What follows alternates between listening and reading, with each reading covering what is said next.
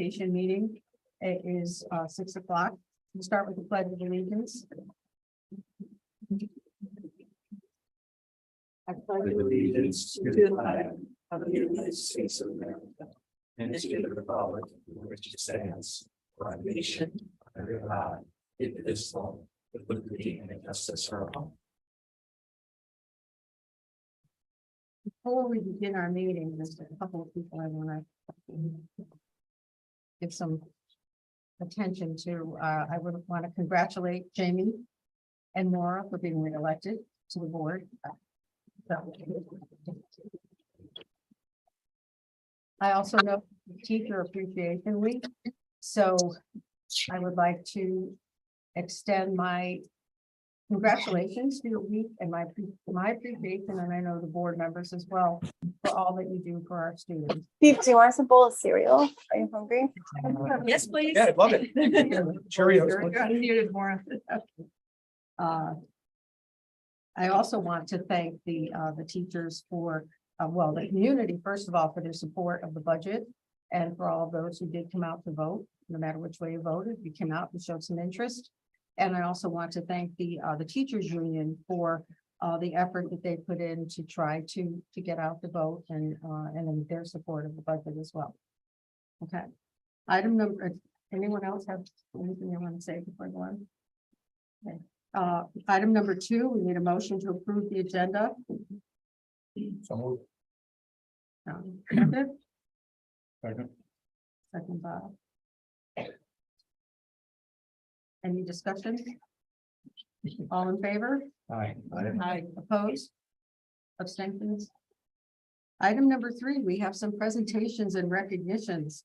I understand we have some artists sharing from Brewster and Lyman.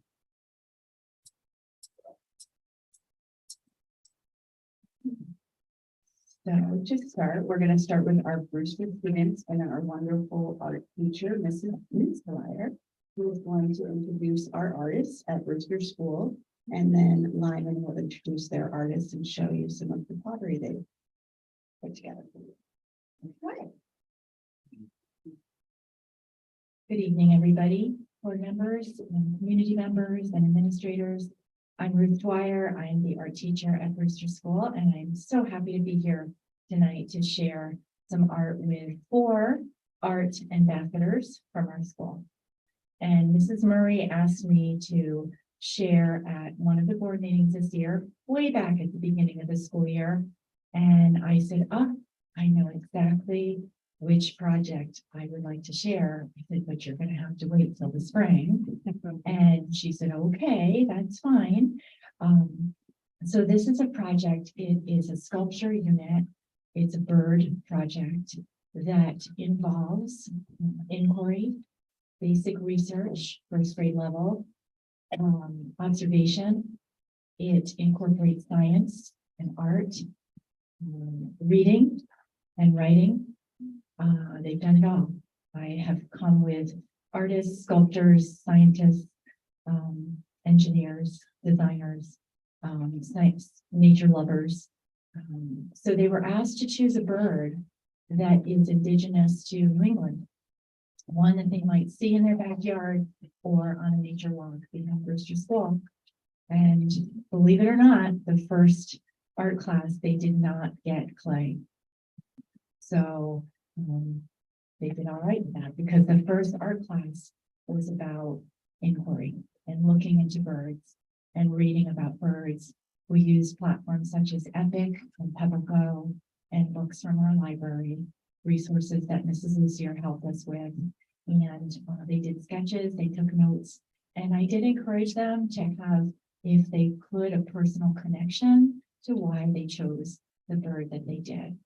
So then the project began, and they spent another 3 weeks working on their sculptures. So I hope you enjoyed this presentation. Each one of our art ambassadors will share a script that they wrote with me, and I will be the presenter of the sculpture. So I'll be on the sidelines holding up their sculpture so that they can share them.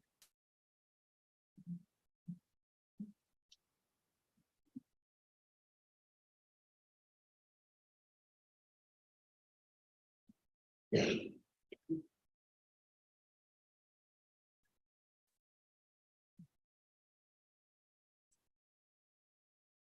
my name is Zachary. I chose the blue jay for my sculpture because I like the colors and the crest on its head at my grandma's house. He put peanuts out for the blue jays because we like feeding birds. Blue jays are blue and white songbirds. Blue jays live in woodlands. They use sticks and mud to build messy nests.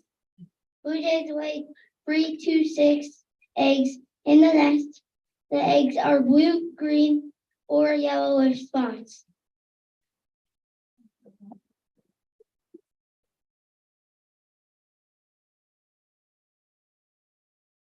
Hi, my name is Avery Donovan. My sculpture is a cardinal. I chose this bird because my mom and dad love cardinals.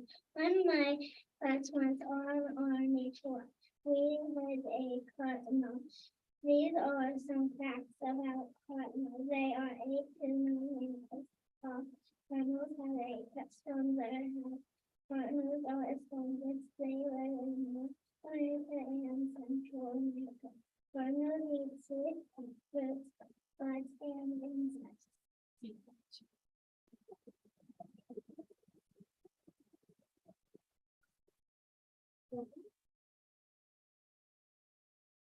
Hi, my name is Margaret Ann Deno. I chose this bird because I have woodpeckers at my house. They are so annoying but interesting. Woodpeckers make a hole with their beak and find bugs to eat. They use their sticky tongues to pick up the bugs. Woodpeckers have 2 toes facing forward and 2 toes facing backwards. I had to try a couple of times while working with clay because I kept trying out.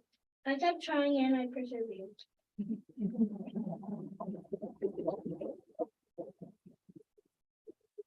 Hi, my name is Caleb. I chose the hummingbird because it is the fastest bird on the planet. Hummingbirds are the coolest because they fly backwards and hover when they collect nectar from the flowers.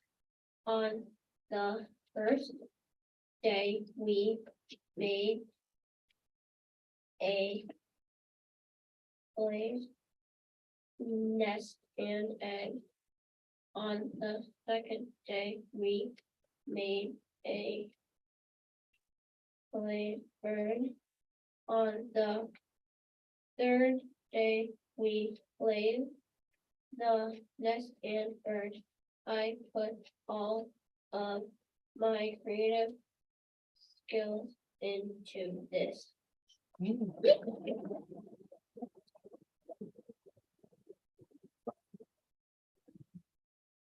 Thank you so much. You chose my 4 favorite birds. And I can tell you, we do have a woodpecker in our yard that manages to go up on our roof early in the morning and pound on the roof. Well, I don't know what he's looking for because he can't get through there. And we also have hummingbird feeders, and we have hummingbirds that come back every year.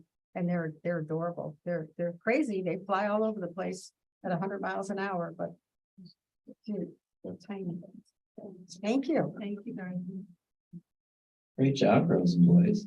Thank you for having us tonight. I have the privilege of welcoming Mrs. House, our art teacher, and 4 very talented young artists from 4th grade. So I'm going to turn the mic to them, but they've also been doing some creative work in the art room, and they're here to share that with you now.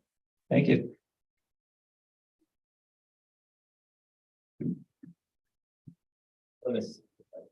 I didn't really prepare anything to say. I'm going to let them take over, but if I could just have a moment right after they present, that would be great. Thank you.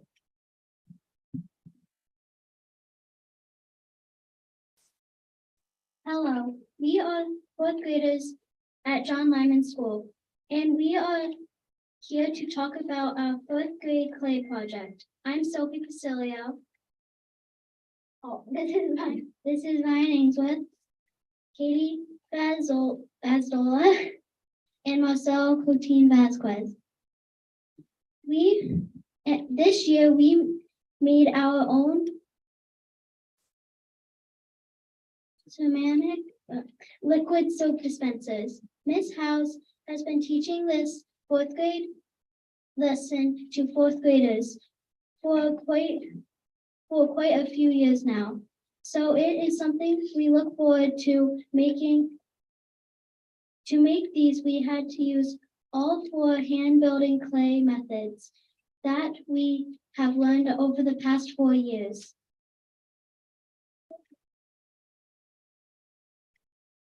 We had to make 2 pinch pots of the similar size and had to make sure they weren't too thin or too thick. We used a bottle cap to push a hole through one of the pinch pots and had to make sure one had a nice flat bottom.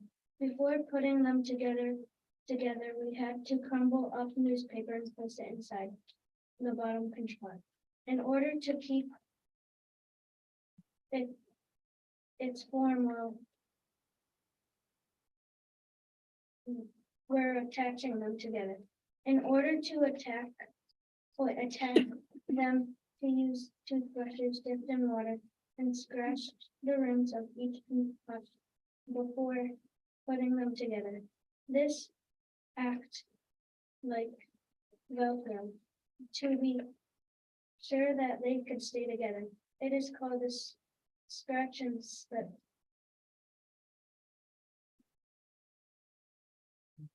method. In order to blend 2 pinch pots together, in order to blend 2 pinch pots together so they look like one form, we used a clay that is hard. We hand rolled a place that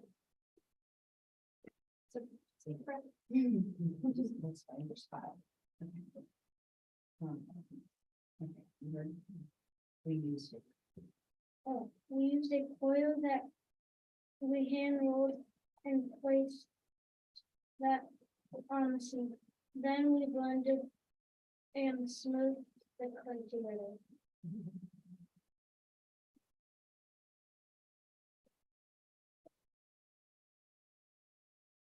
The next step was to make an opening where the torque and pump would fit into. We attached a small rectangular slab of clay that we formed into a ring, and we blended that piece to the base piece.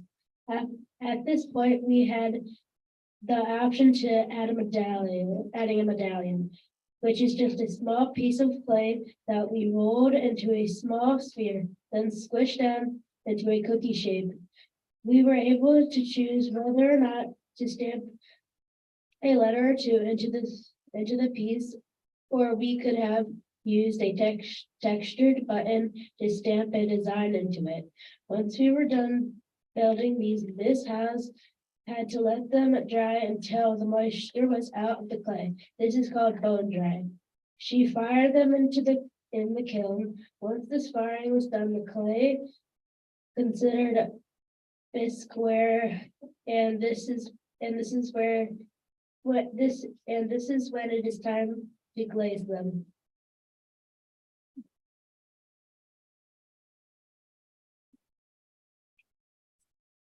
We had several colors of glaze to choose from. Some of them had sparkles in them.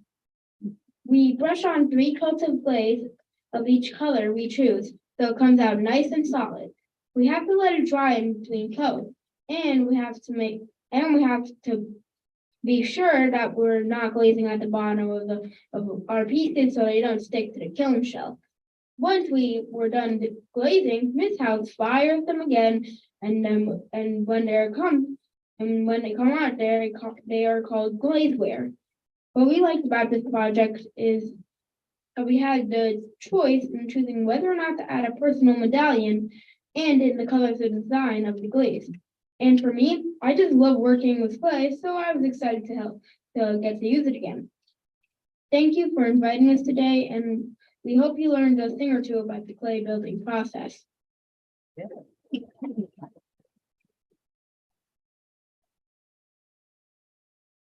We would also like to invite you to the art show that's coming up on John Lyman, 5 to 7 p.m. next Wednesday.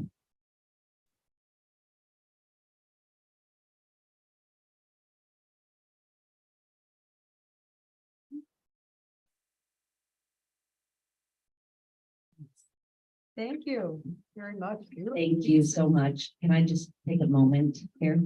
I appreciate you guys inviting us here and having our students shine a little bit of light of what happens in the art room. And we decided to highlight some ceramics of different grade levels here at the elementary school, schools rather. I just wanted to take a quick moment to acknowledge Ruth.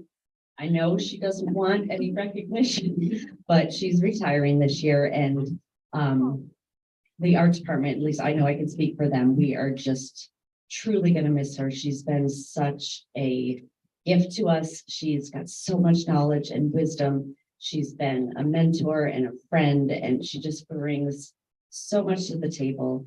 A team player. She's just so zen, as you can probably tell by her talking, and anybody that's had the chance to work with her or meet her, whether you're young or you're at the age where you're in a senior center doing art, because she's done that too, you are just truly blessed to be in her presence. So I just want to congratulate her and just tell her how much she'll really be missed by us all. Thank you.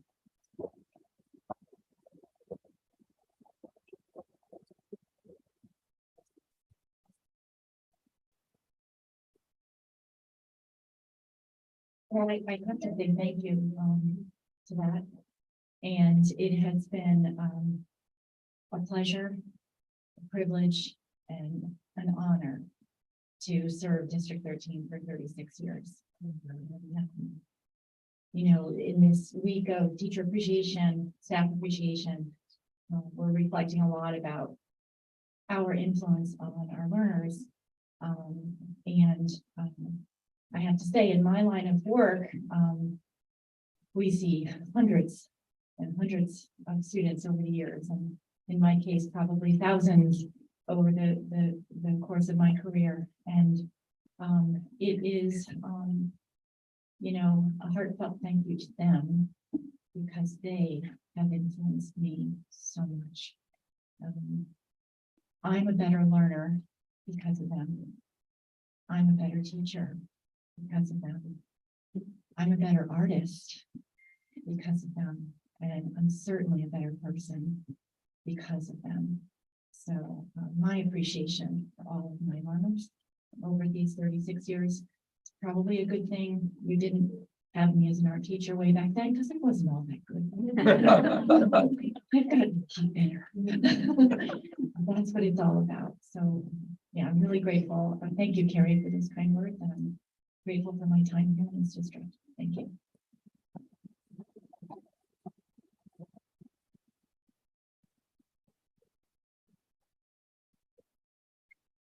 Wow, thank you so much. So impressive. I All still the have, projects and I still have artwork that my children who are now 53 years old, hanging on our wall. So, he's been a great teacher and a wonderful artist. If you ever see her work, it's more than this. I would encourage all the children to hang on to these pieces of art Mhm. because it is a part of who you are. You will remember it. It'll also help you remember your art teacher, and it'll just be imprinted in your DNA. And hopefully they've been very good and happy times indeed. And next week is the night of the art, Wednesday night, a week from tonight, Brewster's art show, John Lyman's art show. So come on out. Do a little conference.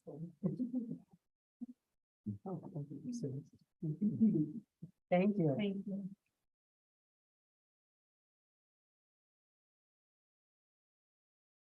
The next item on the agenda is our high school reporters.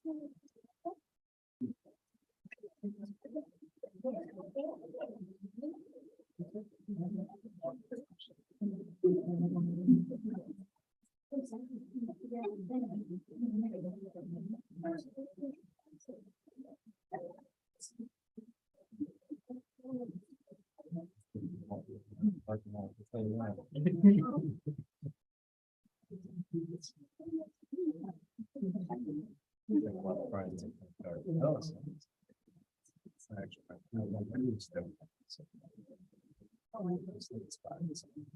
evening, everyone. I'll be reporting tonight on Child's athletic activities. Spring sports are in full swing and we have many exciting updates for you.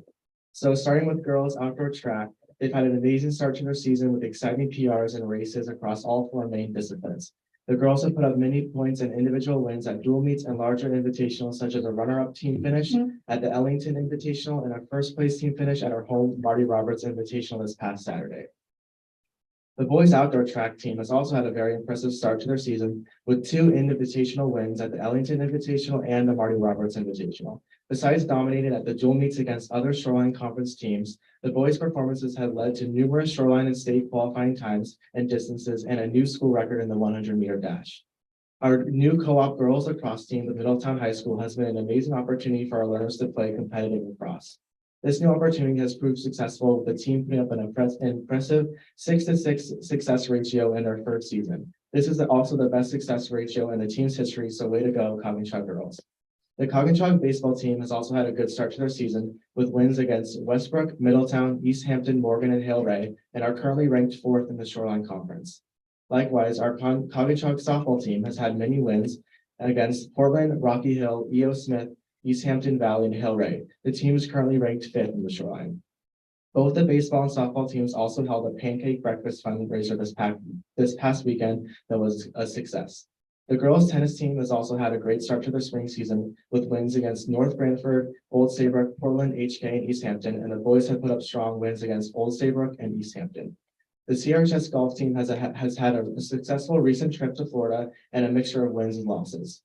We also have had many senior athletic awards these past 2 months. The New Haven County chapter of the National Football Foundation honored Dolan Bates as a scholar athlete, and last Sunday at Aquaturf, seniors Katie Farr and Jason Penny were honored as CIAC scholar athletes for the Shoreline Conference. Also at Aquaturf, Corey and Brooke Quincy were honored for their Special Olympics Teammate Award as outstanding athletes. Each spring sports team will also be holding their respective senior nights this week and the following week to honor our senior athletes on their last sports season and wish them well in their future endeavors. And lastly, on this past Thursday, Coggins held a signing day for the 6 athletes who signed to play a collegiate sport next year, who are Ryan Newberry and Alex Meisenkoven for CCSU track, Allison Albanese for CCSU diving, Drew Fleck for SCSU rugby, Emily Hatchie for UHAR volleyball, and Dalton Bates for UConn rugby. Thank you. Thank you.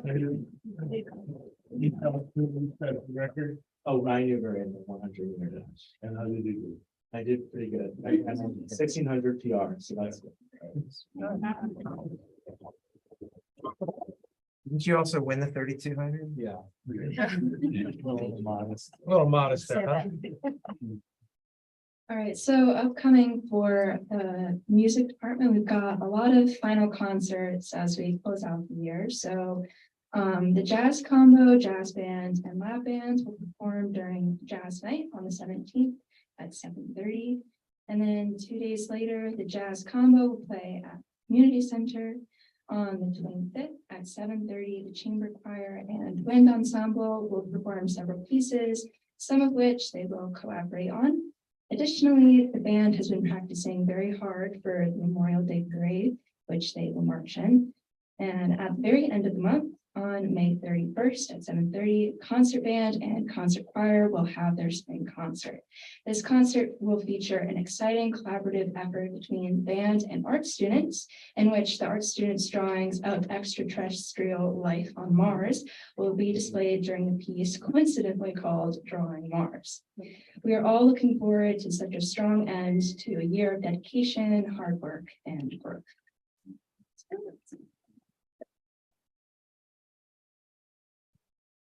And in terms of student life, many of our seniors have recently committed to colleges. Several will be attending trade schools, 2 will be joining the military, and 5 will be taking a gap year next year. All of our seniors are currently in the final days of preparing for their senior capstone project next Tuesday, which is this is the first year that's the state requirement, so it's kind of something new, funky, and fresh at Coggins. We're currently in Spirit Week, trying to celebrate prom, which will take place this Saturday at Aquature. AP exams will also be finishing this week, and all the language students who were enrolled in the virtual high school courses start their final exams this past week. We will induct 22 new members to Cockenshog's chapter of the National Honor Society next Thursday, May 18th.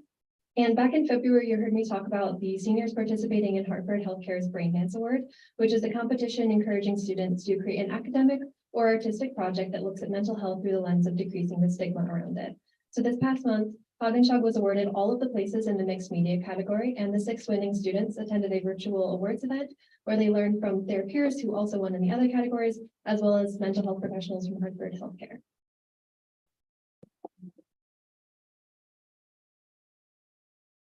Christine, you were one of those, correct? Yeah. Another modest reporter. It was wonderful. I got to watch it virtually, and I'm really proud of you guys. It was an amazing thing to watch. So congratulations on that. Christine, you're not wearing your shirt where you're going to college. I told you. I have not been home since I came to school today. I'm going to Ithaca College to study stage management.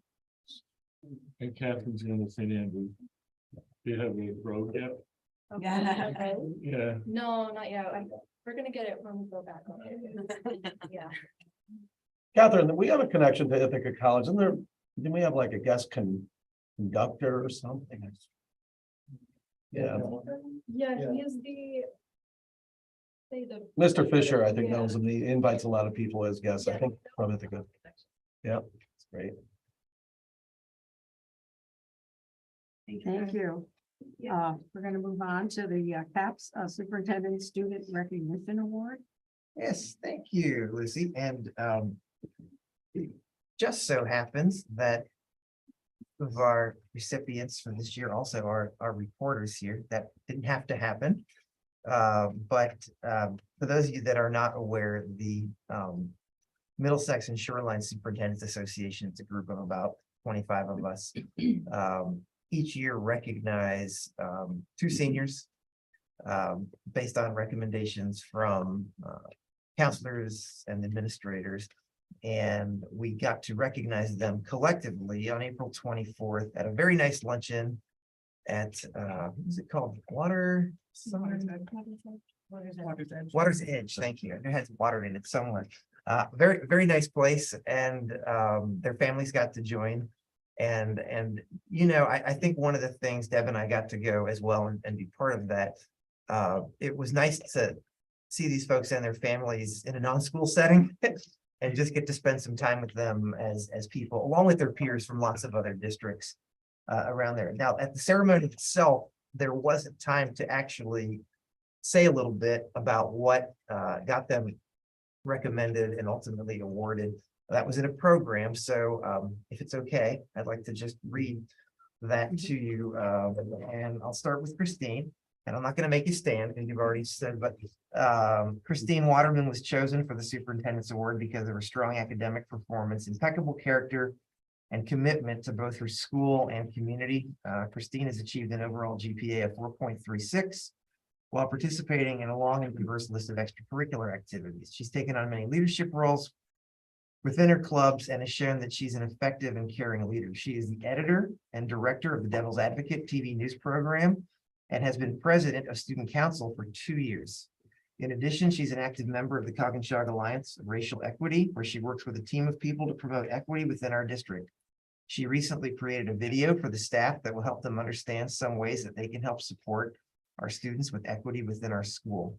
Christine has been a positive contributor to our music program by participating in show choir, a cappella, and chamber choir all 4 years, and she serves as captain for show choir.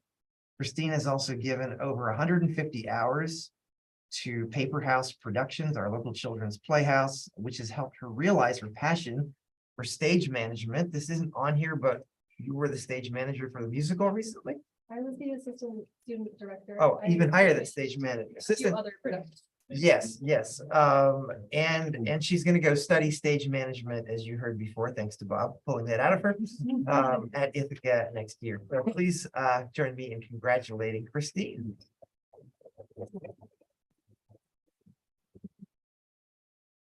All right, and our other recipient, Hayden Gonzalez, was selected for the Superintendent's Award because of his impressive academic performance, outstanding character, and his dedication to his school and community. Hayden has achieved an overall grade point average of 4.67 and is a member of the National Honor Society and Latin Honor Society.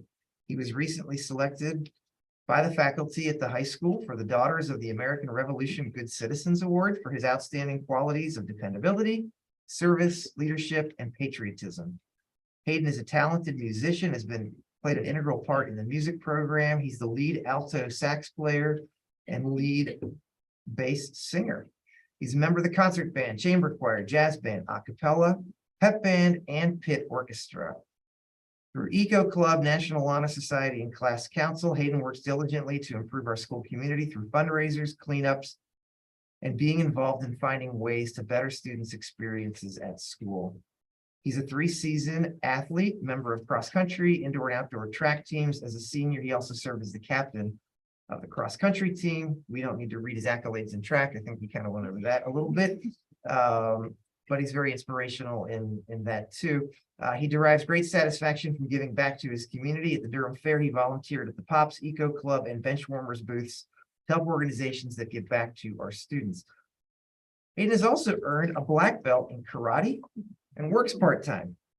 I don't know how either one of you find time to do anything, especially here, but we appreciate that.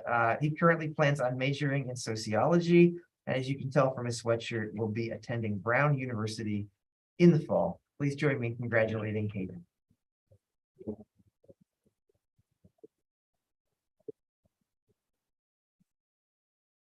Like that Hayden's parents are in the audience. Christine, we're not able to make it, but it was great. You want to take pictures? Lucy wanted to know, or you have enough pictures? Oh, you have- I didn't know you took some. Oh, yeah, we took some. All right. Wow. Okay. We're going to move on to item B. We're going to have a presentation by Ed Aram of the financial analysis of the long-term. It says configuration. I'm going to put reconfiguration options, or you know, one of them exists already. So, Thank you. you're on. Just so everyone knows, Ed recently came to building committee and did a almost similar presentation for building committee. So we are very thankful that he came twice, once to building and then here tonight. So thank you for coming. I'll just do a little introduction of Ed before he speaks. I'm gonna move out of the way here. Ed comes to us with 50 years of experience in education, 32 as either being a school business official or assistant superintendent. And then since his retirement in 2005, he's helped out districts with various needs. I think he's been in Region 13 in the past before I was here helping with some things. And so we had asked Ed to look at our school reconfiguration of different scenarios that the building committee had suggested. And I will let you take over. Just let you know also, I live in Torrington and I'm co-chair of the Torrington 7 through 12 new building construction, which is a 310,000 square foot building at $179 million. So I'm co-chair of that project, which is knock on wood, moving ahead on time, on budget. And it's really a part of the community, which is really nice. Configurations. We're looking at the operate 5 schools, no change in operations, operate 4 schools, assuming Lyman closed, and operating 3 schools. Remember, with these scenarios, there's no construction. We will get into the final where there will be closing the schools and have some construction on that. The first one is operating 5 operating schools. As you know, your base budget, which I received when I was first doing it, was 39 million. And just looking at the 10-year, we try to put a 3.6 cumulative CPI on it. But when you get out to the 20 years, it's not 3.6, it's really 4.6 because you're accumulating each year. So remember, in the 15-year, it's 4.1%. So it goes up as you accumulate the dollars. The next one is the operating 4 schools. We'll go over of the base year. For the year's savings is $1.2 million. We will give you that in the next couple of slides. Where does that come from? How many personnel? How do you save money on fuel, security, computers, and so forth? But remember, when we do that, you're still going to have the kids, and you're still going to have supplies. You're still going to have, equipment and so forth. Well, we took the basic things that when you close a school, you lose certain personnel because you're not doubling up. You don't want to double up on the school, and your fuel oil and your number of buses will be reduced when you close a school, one school, when you close 2 schools. So and then we did a cumulative savings, just taking the 1.2 million and moving that forward 10 years, 15 years, and 20 years. And we broke it out by year, and we have that too. Next one is operating 3 schools. We'll say about 2.4 million. Remember, again, it's moving everything. You're still going to have the supplies and so forth, but more personnel will be reduced. Higher number of fuel oil gallons will be reduced. So that's another thing we'll break down in the next slides.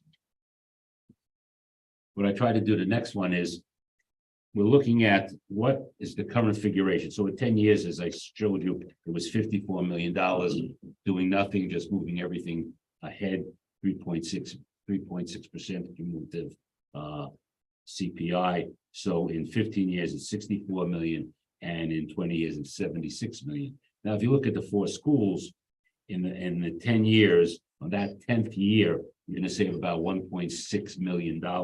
So it's only going to cost with the 4 schools, 52 million. The 3 schools, you're going to save about almost $3.4 million. So it's going to cost you $50 million in 10 years. You go to 15 years, it's $64 million. You do nothing. You come back, you only 4 schools, it's $2 million savings. And in 3 schools, it's $4 million savings in that 15-year set. In the 20-year set, going at 3.6, remember at the end, it's about 4.6 million, 4.6%. So it's 76 million. The 4 schools, you're saving about $2.4 million. It's 73 million. And in the 3 schools, it's almost $5 million that you would save going forward. So these are the numbers just pulling the first year and moving the rest of the numbers forward.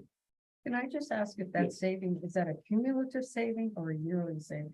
The ones that I told you were Yeah. yearly savings, yes. Yearly savings. Right. So the So- 20 million, the 5 million at the 20-year Right. is yearly saving Right. for, Right. okay. Yeah. That makes a big difference. So the column on the right is cumulative, right? Correct, that's Way right, over, but each year Right. it goes up a percentage.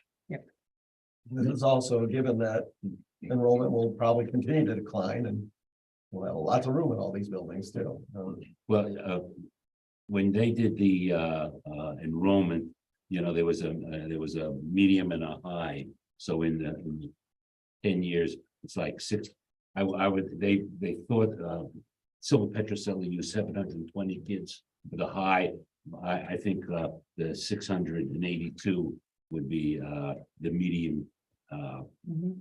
age, the Yeah, medium medium number number, that I right. would use going to the State Department of Education. We've done that in Torrington. We had the medium and high, and we used the medium, which was 1,650 kids.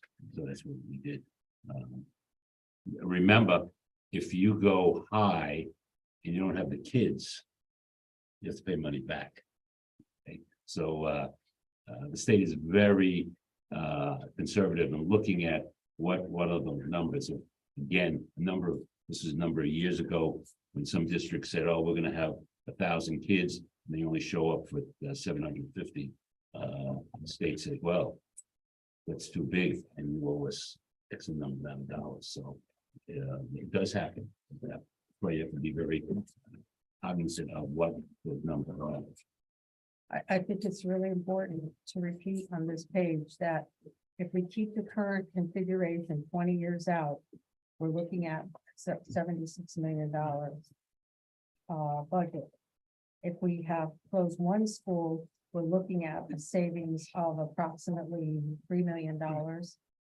And if we close two schools, then we're looking at a saving, this is per year, we're saving an approximately $5 million per year. I say approximately because these are, yeah. I think that's And yeah, important. it's, again, there's no construction or nothing. You're moving all those kids into the building. The next one shows you the starts of the savings with Lyman. There would be 9 personnel that you would save. As listed, a principal, PE teacher, music, and a library person.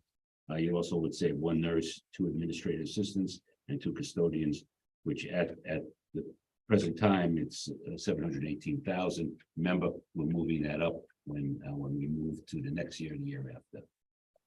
We also projected Lyman savings, as you can see, electricity and fuel, the repairs that you have, landscape, snow removing facilities, property insurance, you can read it for yourself. We also did health insurance. Health insurance, what I did was I took the total number of personnel in the district, looked at what your health insurance cost, and just took the number and divided. It was like $12,120 per person. But remember, some people don't take it. Some people are single, some people are married, and some people have families. So I took the average of all of the number of people divided by I think it's over $3 million. So that's where that FICA and workers' comp, remember, Medicare, Social Security is on non-certified. Certified only gets the Medicare 1.65 that was done in 1986. Teachers have to apply, so when they retire, they can continue to get on Medicare. The next one is Lyman. Bruce, there is 18 people. You have 2 principals, 2 PEs, 1 music, 1 art, 1 library, 2 nurses, 4 administrative assistants, and 4 custodians. That totals 1.4 million if you close in both schools. And the next page is again $1.1 million for the items that are listed. You can see that includes fuel, 2 reduction of 2 buses. We looked at the number of buses you have and came up with 2 buses if you close 2 schools. The same thing with FICA and health insurance. The next one we looked at capital needs. As you know, Syl Petroselli in 2021 did a Lyman study, and then there was internal capital that administration did. So this is just moving. Lyman was 6.6 million, and just moving if you do nothing. I didn't want to look at take some things apart because we didn't know, I didn't know what you were going to do 1 year, next year, so forth. So I just took all of the items that were in Syl Petroselli's report and just moved it about 4% for CPI. And then Brewster was the same thing. You have an internal document that lists everything. So we looked at that. That was done in 2022. And we looked at that. That's about 5.9 million and moving that forward. Just doing nothing, okay? Because you don't know, I don't know what you're going to do each year, but it's a roof and so forth. So that's how I figured that out.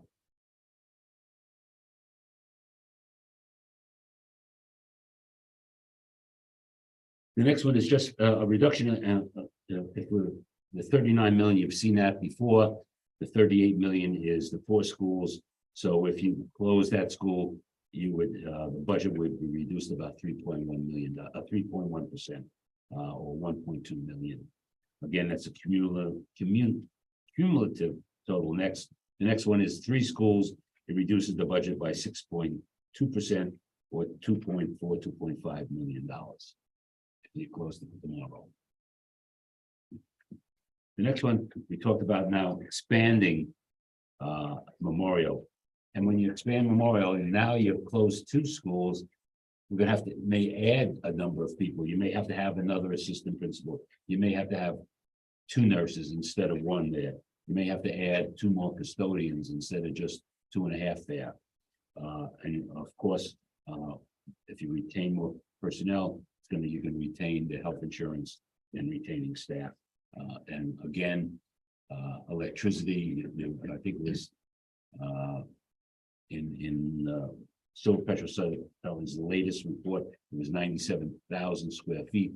You have about 120,000 square feet now. So you're still gonna save money on electricity and so forth because of if you go to a renovate is new, everything has to come up to 20 years, and you're gonna have to have the new leads certification. So it's gonna save that money in that to a project. You just do maintenance. Again, a lot of the maintenance is not reimbursable by the state, and those things are not guaranteed 20 years upward. So you look at either you're building new or you're going to be renovated as new. You have to bring it up to 20 years, and everything has to be up to 20 years. You just do maintenance, and you chop down one wall to do it for handicap accessibility, and you paint that wall. The wall next to it is yours. Not going to reimburse you for painting that wall. So they have very strict guidelines, especially now with you've read the papers. Everything. I'll give you one instance. I submit progress payments, and it's taken them a long time to send the money now. So that because of what happened last year with the whole DAS problem. So they're crossing every T, dotting every I's to make sure everything is correct. And they don't want, nobody wants to move until everything is signed off. The next one is, again, if you're closing 2 schools and you're expanding Memorial, you will save $1.9 million that first year because of the number of people that it's about 13 to 15 people that you're still gonna eliminate. But if you want, you may have to deduct some of that for the assistant principal. So it depends upon what you want for a 680 school, elementary school. The next one gives you, again, what it costs in the current 10 years, the current configuration, the 4 schools, the 3 operating schools, and the 3 schools operation with construction. And it goes on the 15 years and on the 20 years. Again, we're moving that 3.6%, and it's cumulative. At the last 20 years, it's higher. So there is that's just a good spotlight of what it looks like. Again, those changes could be changing because of construction, so that's a good spotlight. Here's the comparison of cumulative savings that we have, so that, and it does not include the debt service. The next one is the first chart. I know it's hard to read, but it's a cumulative operating savings that I showed you before, just in a bar chart. The next one is yearly savings without increased debt. Shows you what it is with the with capital improvements also included that. Can you show the lines? I can't see it here. Yellow is 3 schools. Right. So obviously the columns are the current debt. The gray, the bottom line is operate 4 schools also with the capital improvements. Yellow is 3 schools with capital improvements, and blue is 3 schools with capital improvements, but also expanding Memorial. So the 3 different levels of savings.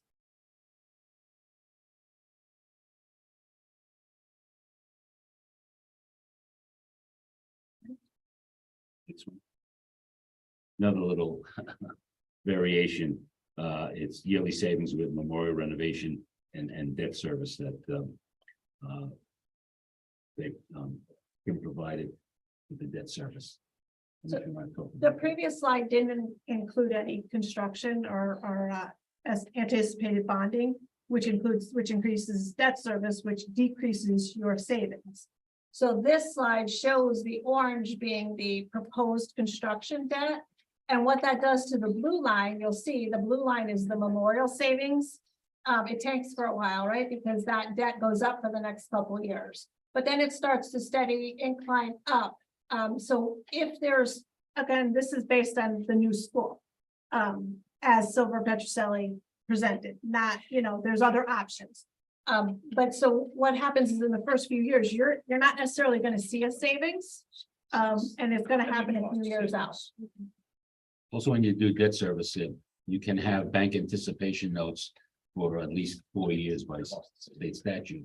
So that's another way of not bonding everything the first year or the second year. So it depends upon the interest rates, what's happening, and how the advisor wants to bond at a certain time, or just keep bank anticipation notes. So it gets varied to see how you're doing it. In Torrington, we just did last month, we did a small bond issue, 10 million, and then a bands of 18.5 million. So in another year, just use the bonding, pay off the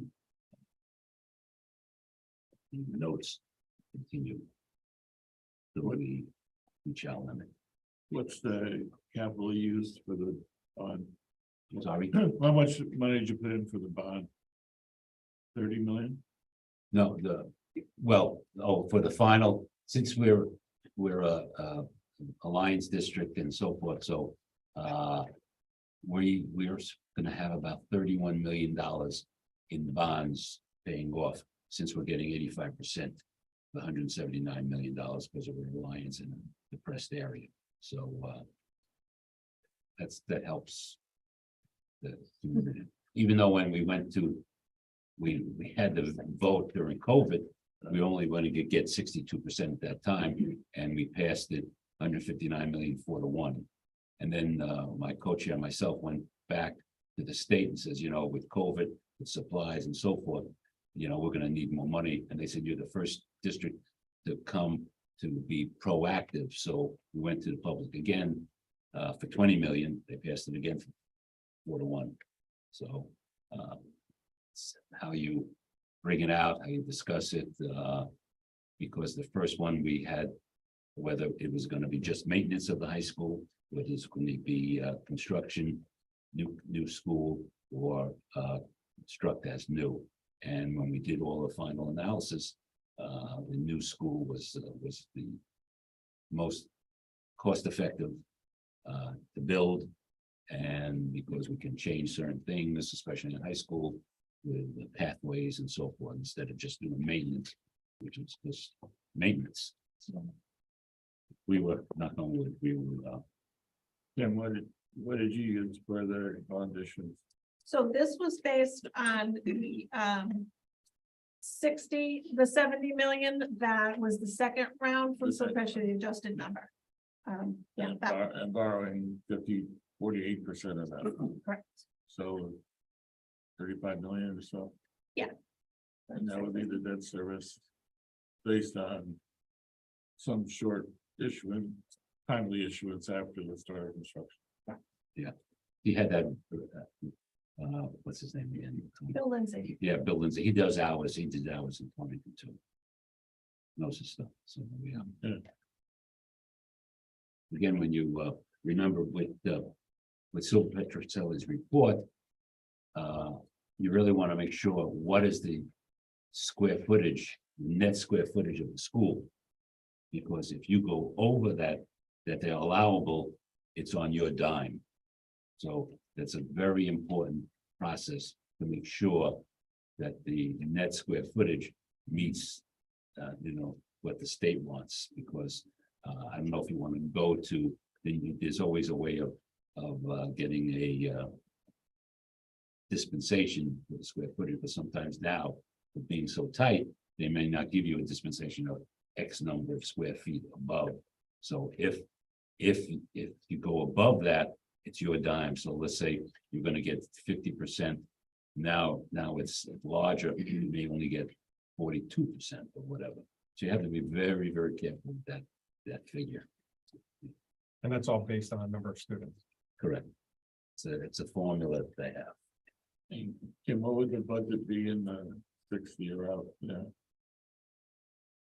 What would the budget be in the 6th year out? yeah, when you start issuing debt. I don't know how to answer that, Bob. I don't know what that question.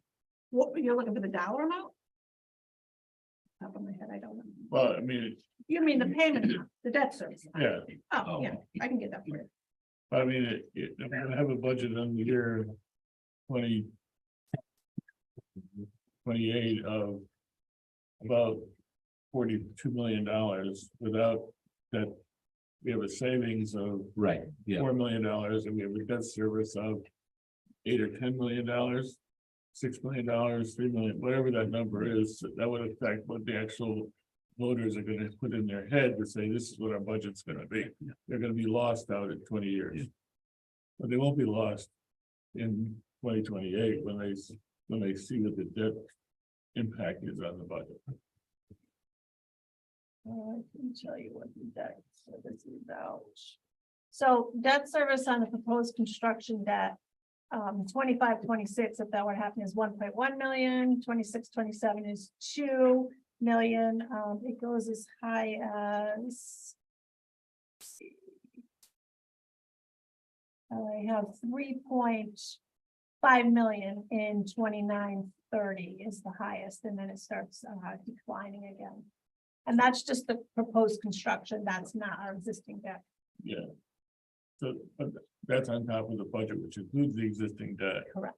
And in our budget in 2029, based on your projection, would be around $42 million or so. Plus this Yes. would add another million plus Right. to the Yep. budget. Yep. So 3 million in the first year. Right. That's what the voters are gonna look at. Mhm. That's what we have to be able to sell. You know, out. Yeah. Most of the people aren't voting 20 years from now. We have to figure out how to sell that 2029 budget. The 2030 budget. Also, you have to sell it, what does that school bring to the kid? Oh, yeah.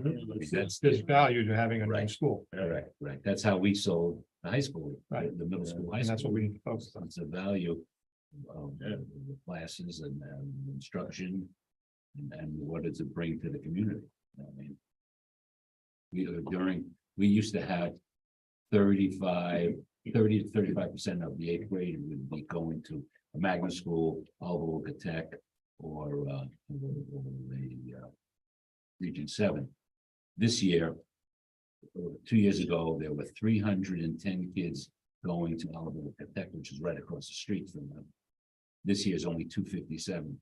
Kids are coming back. They know what the school's going to be, and they know what the instruction's going to be. So that's how you sell it. And that's how we sold it. Even with that Oliver's restaurant they run, they didn't want to eat there. Oliver, Yes, yeah, no, oh, you know about that? no, my family's from Torrington, Lower Backs. Oh, yeah, okay, Charlie and, all of them. Yep, Andrew, is, he's a judge, so, yeah, no. Yeah, no, they advertise that very often. On the website, to eat it, Tech. I can ask a logistical question there, it's not really financial, but our community, if we're fortunate enough to go this route of 3 schools, it does consolidate a lot of students. We really have not run a school that large. Have you seen growing pains and any advice to get through those growing pains if we're lucky enough to be able to do this? Yeah, when one of the elementary schools in Darlington is 680 kids. And it's been run, we have we have one that's 600, another one 550, and then 2 smaller ones. Because we're gonna be consolidating also. What happens was about 5 or 6 years ago, they decided to have schools where 2 elementaries would be K3 and 2 elementary would be 4 or 5. And what happened with that is the busing would go like this. It's crazy. So when this building is built, the middle school will be 4, 5, 6. And the elementaries are going back to K3, and one of the elementary schools will be closed. And we're moving the administration from an old building into the high school, 4th floor, which makes the law states that you can now get reimbursed for the reimbursable at your rate because it's in the building. So that's what we're doing. There's always, teachers are always, leery of, it's a big school, but the management of that school is almost the same as management of any other school. Kids get on the bus, kids have lunch, just maybe 2 more lunch waves. And the Torrenford School where my kids went, 680, it's moving. So depends upon the management of the school, you can have some. It's happened. It would be a learning curve, I'm Yeah, sure. always, no doubt about it. And it's more kids there who can now, how would I put it? Build relationships. Build relationships, get into, see different kids, children of all ages and so forth. And that's what this world is about. I don't want to get in. That's what it's about, Well, it's extremely important here because Yes. it's an extremely important thing here because of the fact that we have Lyman and Brewster and that misconception that there's 2 different curriculums and whatever have you. So I think that going this direction is probably the best direction to go. That's my opinion. Yeah, and everybody's on the same, Right. Do we have anything in here about I'm sorry? what would happen to pre-K? Pre-K is currently in Brewster. Yeah, no, we haven't. We did not include that. That wasn't something that was, we would seriously have to think about that. I think somebody talked to the state. Was it you or somebody talked to the state that said that they weren't even thinking about that yet? But really, I think that universal pre-K is coming and we should think about it. But that means. And then where would that this- be? Right, this means, that means that this money does not include educating any pre-K kids. Right, because I'm not sure, maybe but if you put the pre-K kids in there without universal pre-K, I'm not sure the state's gonna approve it. Yeah. That's the so we're kind of in a tough spot because they said you can't build for kids you're not sure are gonna come. Right, I'm just saying for full transparency, Yeah. right, Yeah. that, Yeah, We don't have a plan. but that these numbers aren't, they're accurate for what it is. correct.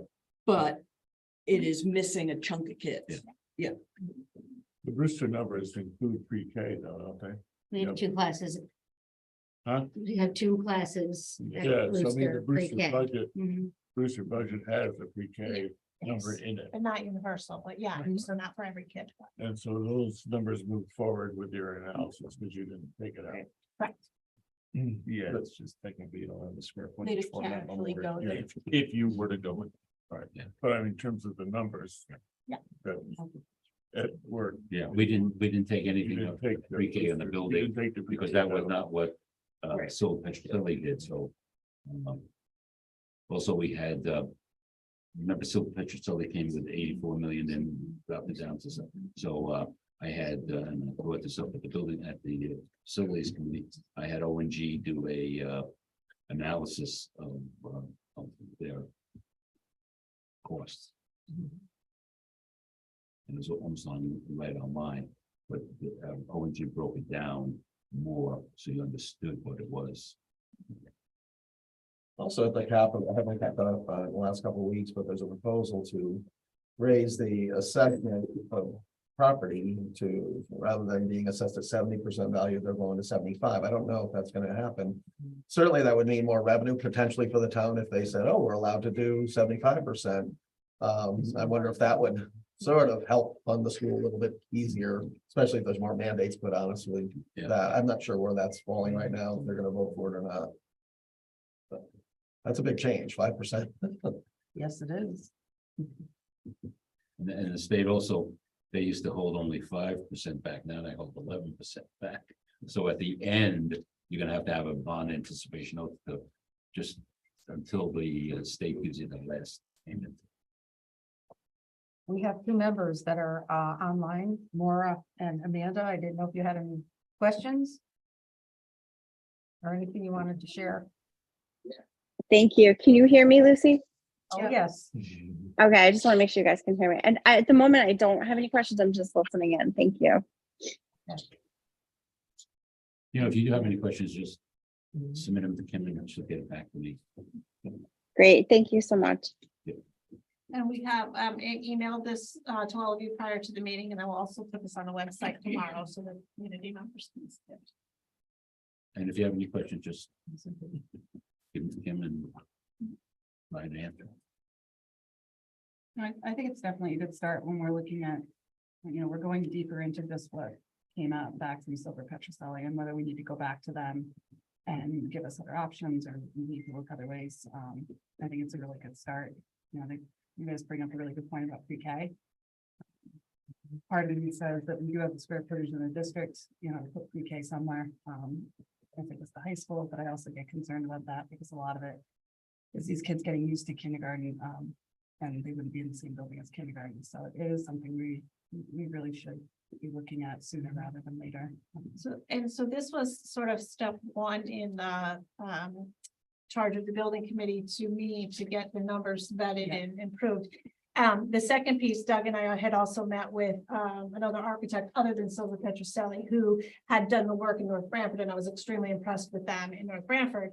And they are, you know, we spoke with them. We thought, you know, if we wanted to move, discuss later about another step on this to talk other configurations, Ed focused on the expansion at Memorial because that was the charge, but there are other options.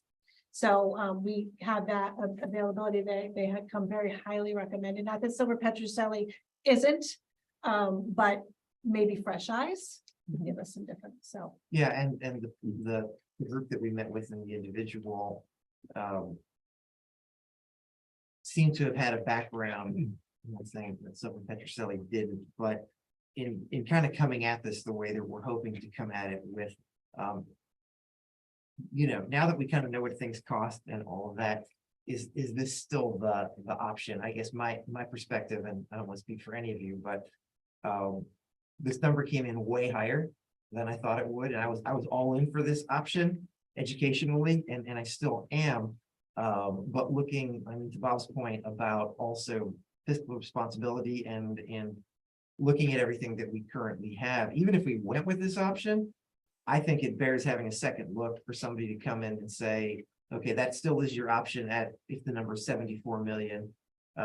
Here are some lower cost options. Are they as attractive educationally to the community? And then deciding, you know, what the next steps are if we want to bring the community in to review those options, or if we want to put forward a single one that the board supports.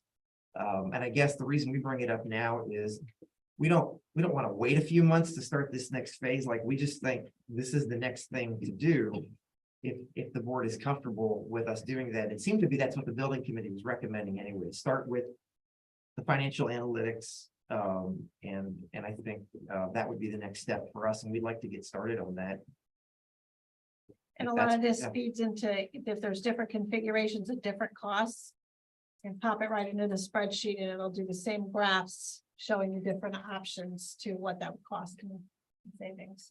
You're asking to go forward and possibly consider other options, but who's going to determine what those options are? Because I don't believe we've sat down. We've had other options with another group, but we haven't done that with this, with our new board. We haven't sat down and talked about what other possible configurations might. Well, I think the point would be to bring this individual and team in to do that any way that you want to do it. I mean, it would start with them just kind of looking at things, and then kind of like Ed did tonight, coming back to you all in a work session or in a regular meeting or a special meeting or whatever format, and getting your input on that. But I think part of it is, at least from my perspective, the silver study originally had so many different options. I think that is just too confusing, maybe not for the board, but certainly for the community. And I think something that would allow us to put maybe just a few kind of rise to the top and talk about pros and cons, both educationally and financially. And again, I think this was his name, Rusty. That's the one that did the work in North Branford. I think he's used to doing that. He's also used to engaging the community in those discussions. I don't want to speak for you, Kim, but I mean, Very that was good. part of what I'm used to working in former districts with people who do that. So it's not all on the board or all on the staff. We're using outside expertise, not just to come up with the options, but also to help engage the community in that process. So it's, I think not saying it was a foregone conclusion, but we kind of decided that meeting this June 30th deadline for this year was not feasible at this price point. But June 30th of 24 will be here before we know it, because you guys know how slowly these things go. So we don't want to wait till the fall or something like that if the board is open to this. I mean, if it helps, we could even bring him to the building committee or to the full board next month if you really want to hear what he shared with us before we go forward with him. Again, that slows us down a month.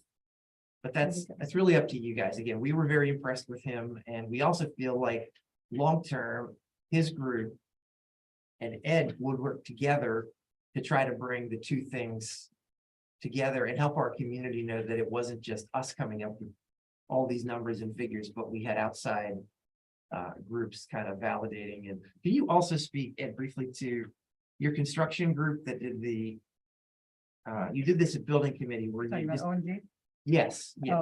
Could you just say briefly what they did when they looked at Silver's number and? Yeah, I have, if you want, I made extra handouts if you want. For them, I don't know if everybody. If the board had this before. No. So. What he'll go through is, the construction firm they use for Torrington is ONG, and they had done a analysis, out of their own goodness, Yeah, their yeah, heart yeah. for Ed. What they compared it to was the second one, the Silver Petroselli, the smaller number of smaller ones. One that went with the medium instead of the high.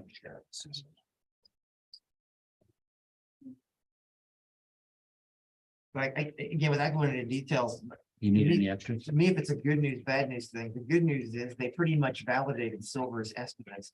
The bad news is it's still $74 million.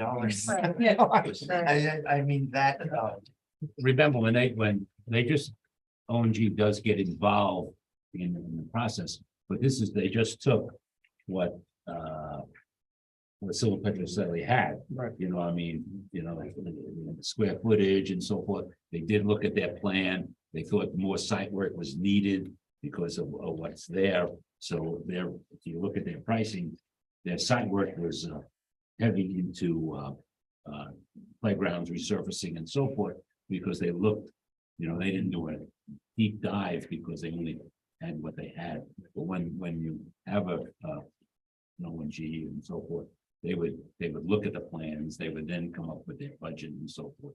But this is just taking that 1 page, 2 pages they had, and then they're looking at what the construction would look like. So this is what they came up with.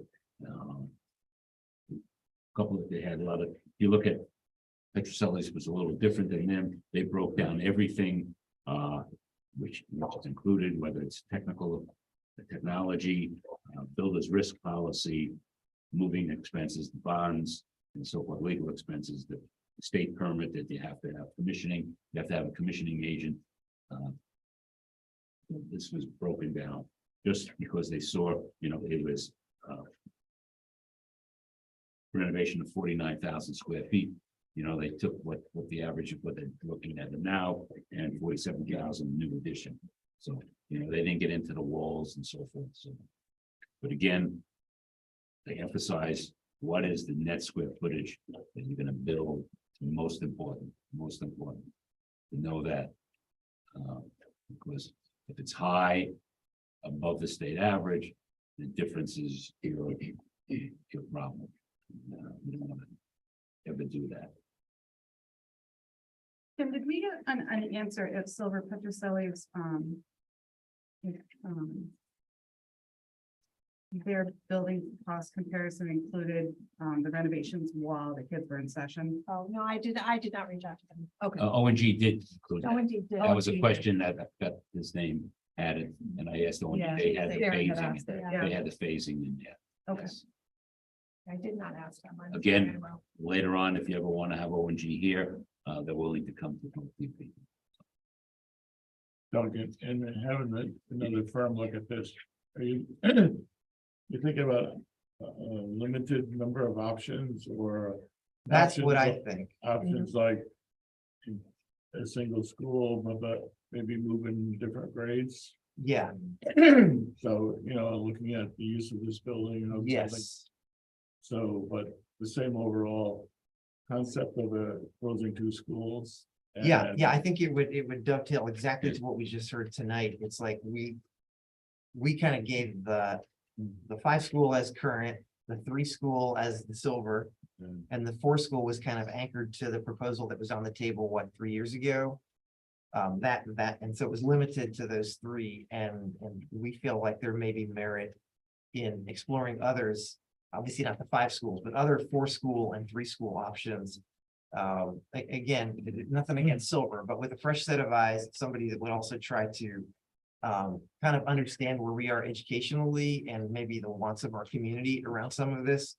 And realizing that no option is going to please everybody in all ways, but I think it gives us, again, back to what you just said earlier about the budget, something other than just, well, this costs 74 million, and so either we're going to do it or we're not going to do it.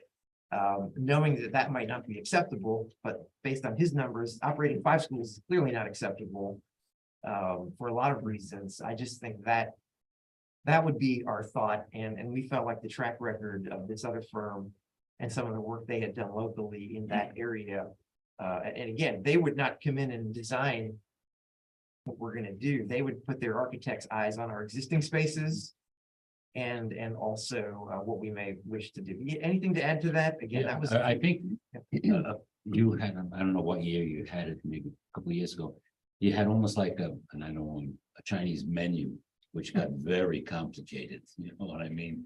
And once you have that, people are not gonna, they're gonna close their minds and say, there was like 16, I don't know, but there was a Now they're like 7 grades. overwhelming. So, you gotta keep it simple to it, or they're not gonna realize it. So again, when we in Taunton, we had 3, that's it. That's, and here too, whether you have 3 or 4, you gotta keep it simple so they understand each one. Because if you have unfortunately, a Chinese menu, which I call it, it's very complicated. And then the story is easily told, the 3 compare right up on the screen, so you can see the 3, right? Costs and everything, easy to compare. I can't tell you how many times though through that process where all we heard from the people out there were, just make a decision, what do you want? And we'll say yes or no. I mean, it could be as simple as that. Yeah, it's a heavy lift, there's no question about it, but we would have to reaffirm. Besides the financials, the other positives of it, as we all know, that it's the right thing to do. The data and the information are important. I mean, you can't dispute numbers when they're out there. Well, there's no question in my mind. I want to see this go forward because my goal back in January was to have this out there as a referendum, already out to the community and as a referendum by June. And, that isn't going to happen, but, so I'm all in favor of just moving forward. I don't know how the board feels about maybe having an opportunity to meet with this group. Or just have them go forward, have, Doug and Kim go forward, and then they could come in at some point. Yeah, again, if they come to you, they're not gonna come with anything like Ed did because we've not engaged them yet to do anything. Right. Right. And again, this is what the building committee had suggested to us. And so, I mean, we've got cost estimates for what they would charge and we feel like their fees are reasonable. And certainly in line with what we'd be doing. And so I don't know what would be gained by that other than you get a comfort zone for this individual and his firm. And I'm sure he would come and talk to you if you wanted to do it. Just a matter of, what's to be gained by that and is it worth waiting a month? Right. For that. We'd prefer to press on at this point, but that's, again, it's up to the board. Yeah, that's okay with me. I don't know how everyone else feels. I think I feel, I mean, ultimately, if we had all the time in the world, I'd like it to come to all of us. But if possible, I'd like to see at least Lucy or a representative of the board to meet with you guys. I don't know if that's possible. I think so. Yeah, it's not dissimilar from our selection of Ed. I mean, we didn't bring Ed to you guys before we contracted with him. We kind of took the directive. But I don't know, you want to talk to him and see what his availability is? Okay. So what, you want to have someone from the board just touch base with him and? Yeah, or when you guys meet, if Lucy met with you guys. When you have a meeting. Okay. to- That'd be Yeah, perfectly we should, acceptable. someone should be part of the discussion and. Yeah, okay. And we can send any questions or concerns with Lucy. That way, it's Yeah. kind of in between what we'd really want if we had the time versus being under the runner. I would ask, my concern would be to make sure that we're really cognizant of pre-K and options with pre-K and the buildings. Yep. Does that work for you, Kim? I'm okay with doing that. Yes. Okay. Absolutely. Okay, there. Thoughts? All right. Yeah. Let's move it. Let's move it. Thank you. Thank you very much. Yeah, Thank thank you, Awesome. Ed. Great Thank job. you. I did.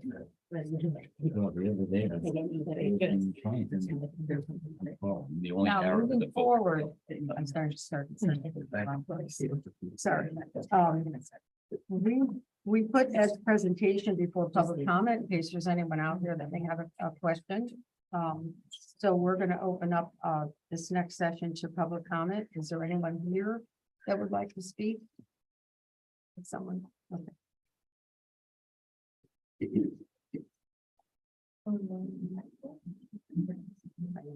Maureen Funk from Durham.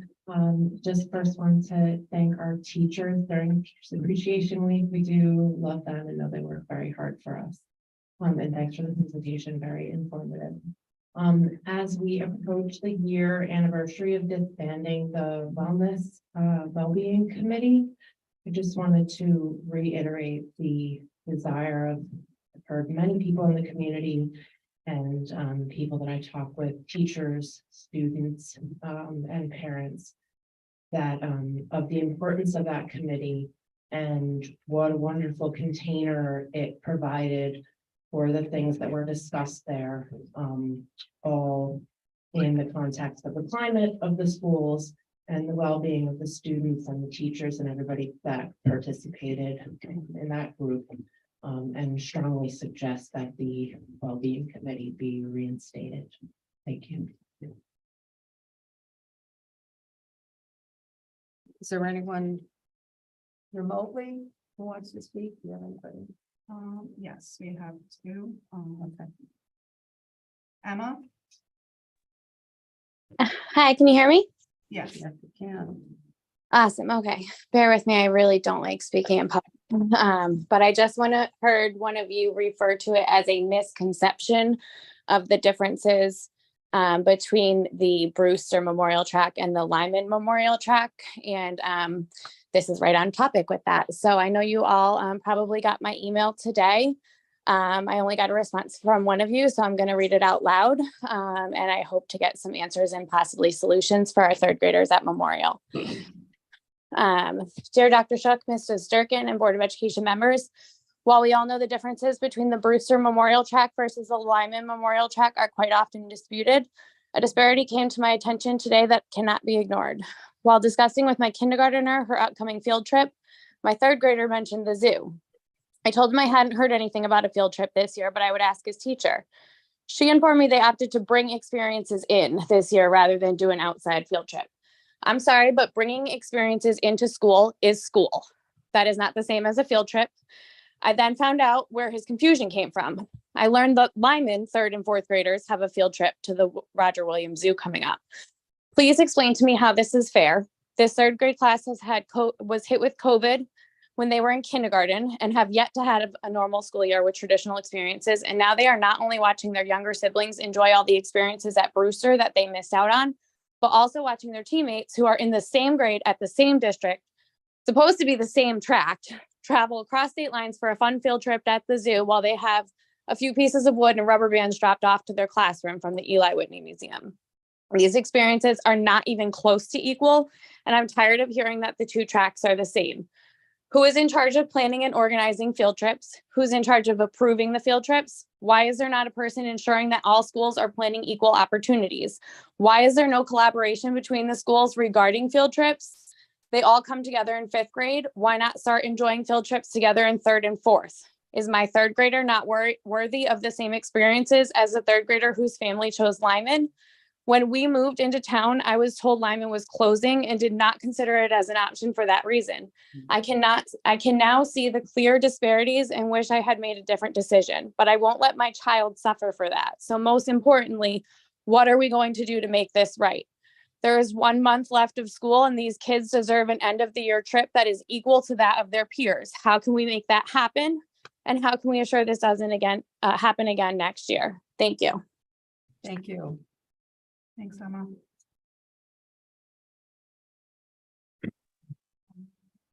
Patrick?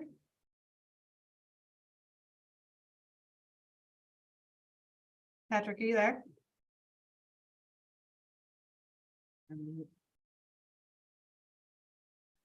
You there, Patrick?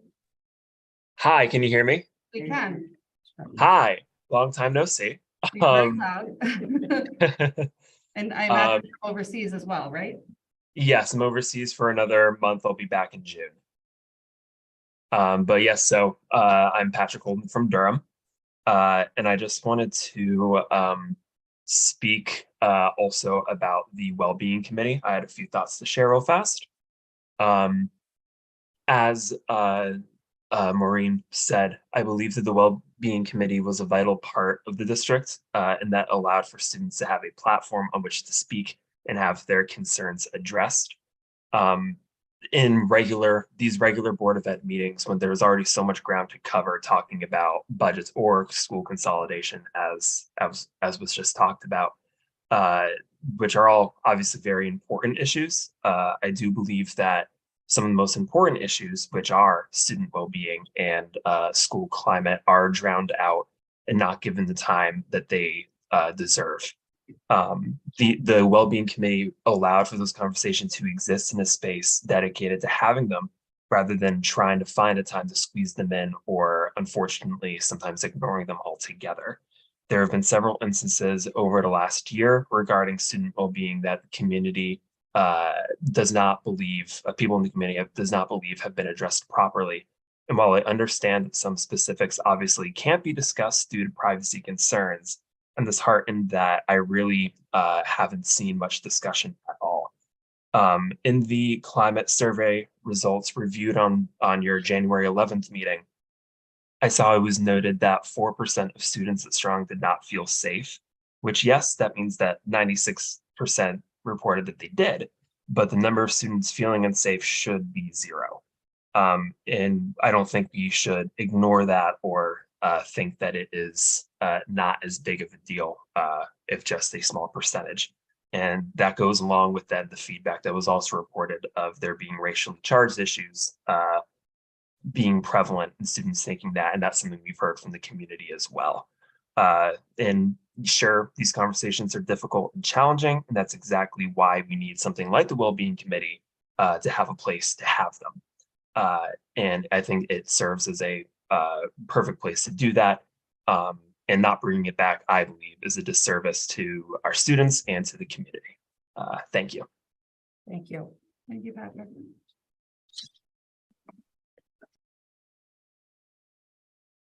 Busy was Emma's last name, quick. Yes. That's it. Okay, item number 5, approval of minutes. We have quite a few minutes. The question I'm going to ask is, does anyone have any changes to any of these minutes? Because if not, or corrections, if not, we will just have one motion to approve all of them.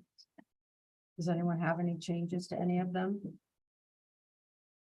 No, the ones that I had are fixed. Okay. All right, so then we need a motion to approve, and I'm gonna have to put the dates in this way that's it's on the record. A motion to approve the following minutes. Regular meeting retreat, January 21st, 2023. Special meeting, February 2nd, 2023. Special meeting, March 23rd, 2023. Special meeting on March 1st, 2023. A regular meeting on March 8th, 2023. A special joint meeting on March 16th, 2023. A regular meeting on March 22nd, 2023. We have a lot of meetings. A special meeting on March 27th, 2023. A special work session, April 5th, 2023, and a regular meeting on April 5th, 2023, and a public hearing on April 5th, 2023. The motion to approve all of those. Moved by Lindsay, second. Second. Second by Jason. Any discussion? All in favor? Roll call vote. Oh, we have to do roll call. All right, so we'll start with Bob. Bob Moore, yes. Jason, yes. Lindsay, yes. Lucy, yes. Jamie, yes. John, yes. Mariah, yes. Linda, I. Aye. Amanda, yes. Maura,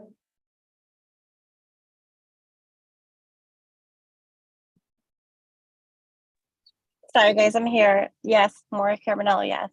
okay, so the motion has passed. Okay, we'll go to item number 6, superintendent's report.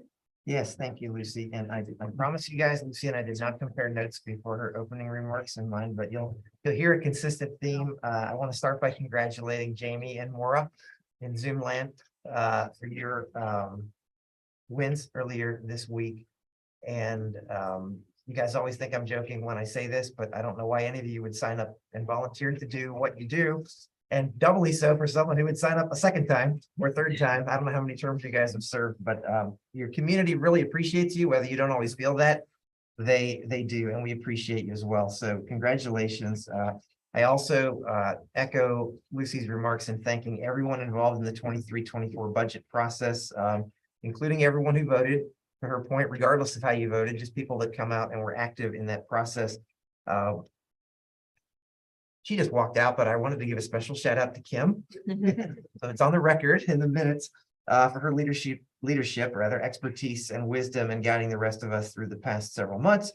I also want to say that I'm grateful that our successful referendum allows us to pause our intense focus on budget until we begin the process again for 24-25. But there will be a little bit of a pause there, and I think just very happy for that.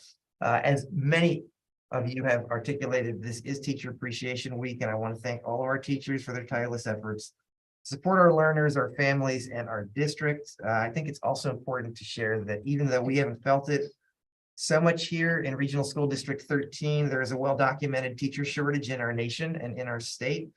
In Connecticut alone, we started this school year with approximately 1,200 unfilled teacher vacancies, and that trend is only expected to escalate as fewer and fewer young people enter the profession for a variety, again, of well-documented reasons. I've been impressed with our district's commitment to and support of our teachers, which is a testimony to this board, our leadership team, and the community at large. And I hope that we can sustain this commitment moving forward. That's all I have. Thank you.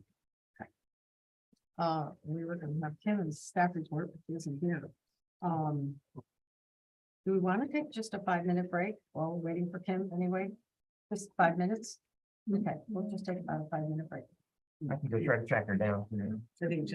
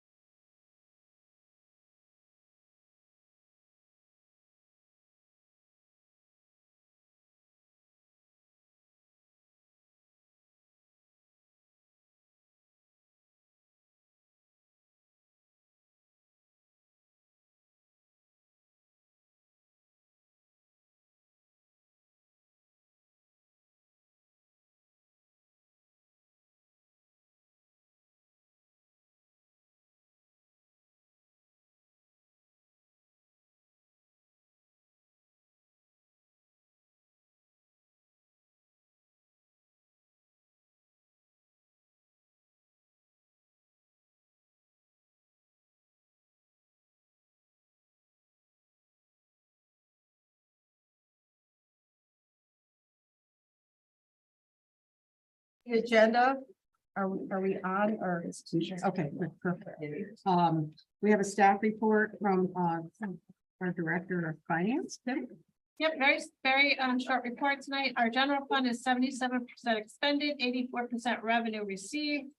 I do project us to fully expend 100% of our budget this year. There will be no surplus to help offset next future year's budgets.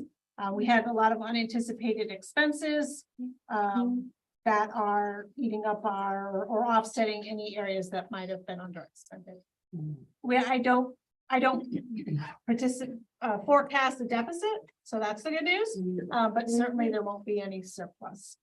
MTA is 51% expended and 51% expended, 57% received. And then also typically in June is when we transfer the health insurance. The general fund pays for the health insurance for the MTA teachers and staff, and then we transfer the funds over in the month of June. So that will be a little bit further expended in the month of June, and that will also help offset the deficit that I said there would be no deficit. There will not be a deficit, but any of the over expenditures in the general fund. And that's all I have for this part. Okay. Kim, do we know if DACO's contract, if there's any reimbursements from them based on not being able to meet their contract during the year, or? So we're only charged for the buses that roll out of the yard. So if we don't run a bus, we don't pay for it. Okay. But in terms of any kind of reimbursement, that was done during COVID, but not now. Okay. Thank you. Sure. Okay, item B, our climate committee update by Jen. Jen, I just wanted to ask you, the concerns from the student surveys about the 4% of students who feel unsafe and the other students who had talked about racial issues. I know you don't have it now, but I would like you at our next meeting to report on what the climate committee did to address and look into and those issues. Absolutely. Yep. Okay, thank you. Definitely. And again, I fully support what Patrick said. We want 100% of our children to feel safe coming to school. Physically, emotionally, mentally, but yes, we do take those concerns seriously and follow up with them, and I'll add that to my report for next month. Thank you. And the harassment and racism comments as well, so I'll let you know.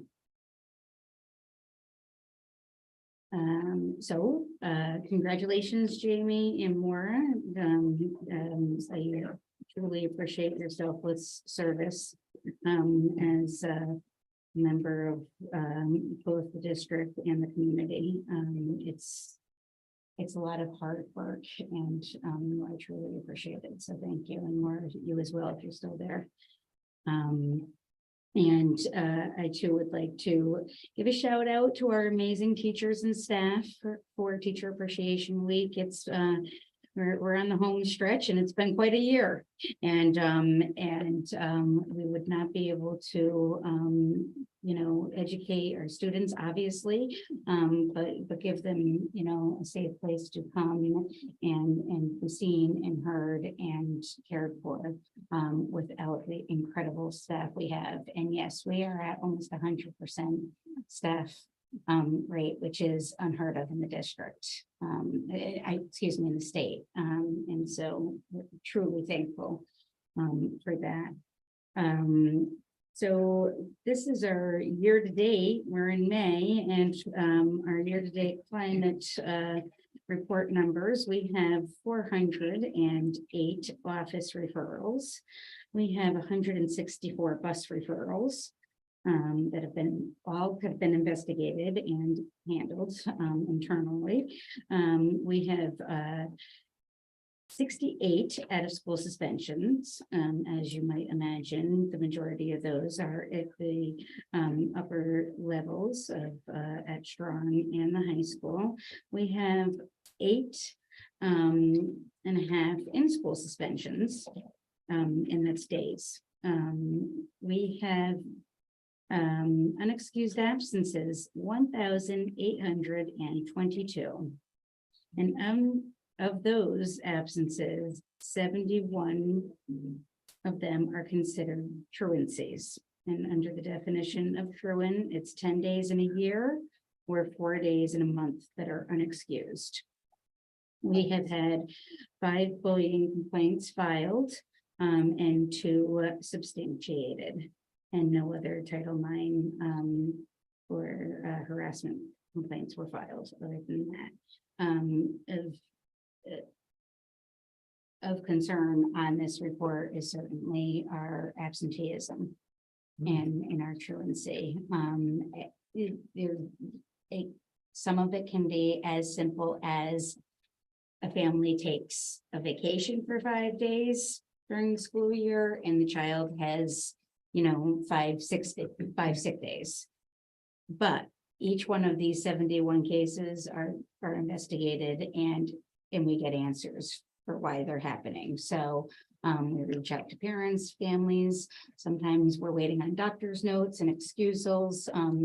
But any child that is truant without notes or those types of excuses, we have plans with their parents. So, and that's for the month of May. The climate survey that had gone out to the students, the staff and the parents. Yes. Next month, could we have, I'm sure you were planning on reporting that, but to have those 3. Yeah, I'll have those numbers for you. I have them, but I'll have them for you and analyzed for next month and written out in the report. I did the student report in January, but we have the staff and parent report to share. Okay. Thank you. Go ahead. Do you know, and I don't really expect you to, but could we have included in that data, like, I think you said 68 OSS? How many students does that represent? Like, how many of these are students recurring? Yes. Yes. I think that would be interesting. I can tease that Yeah, out. thank you, appreciate that. Okay, item number Hold on 8. one second. Nope. Jen, on those 71 considered truant, how many of those have been identified as something that's of concern? I didn't hear your first person.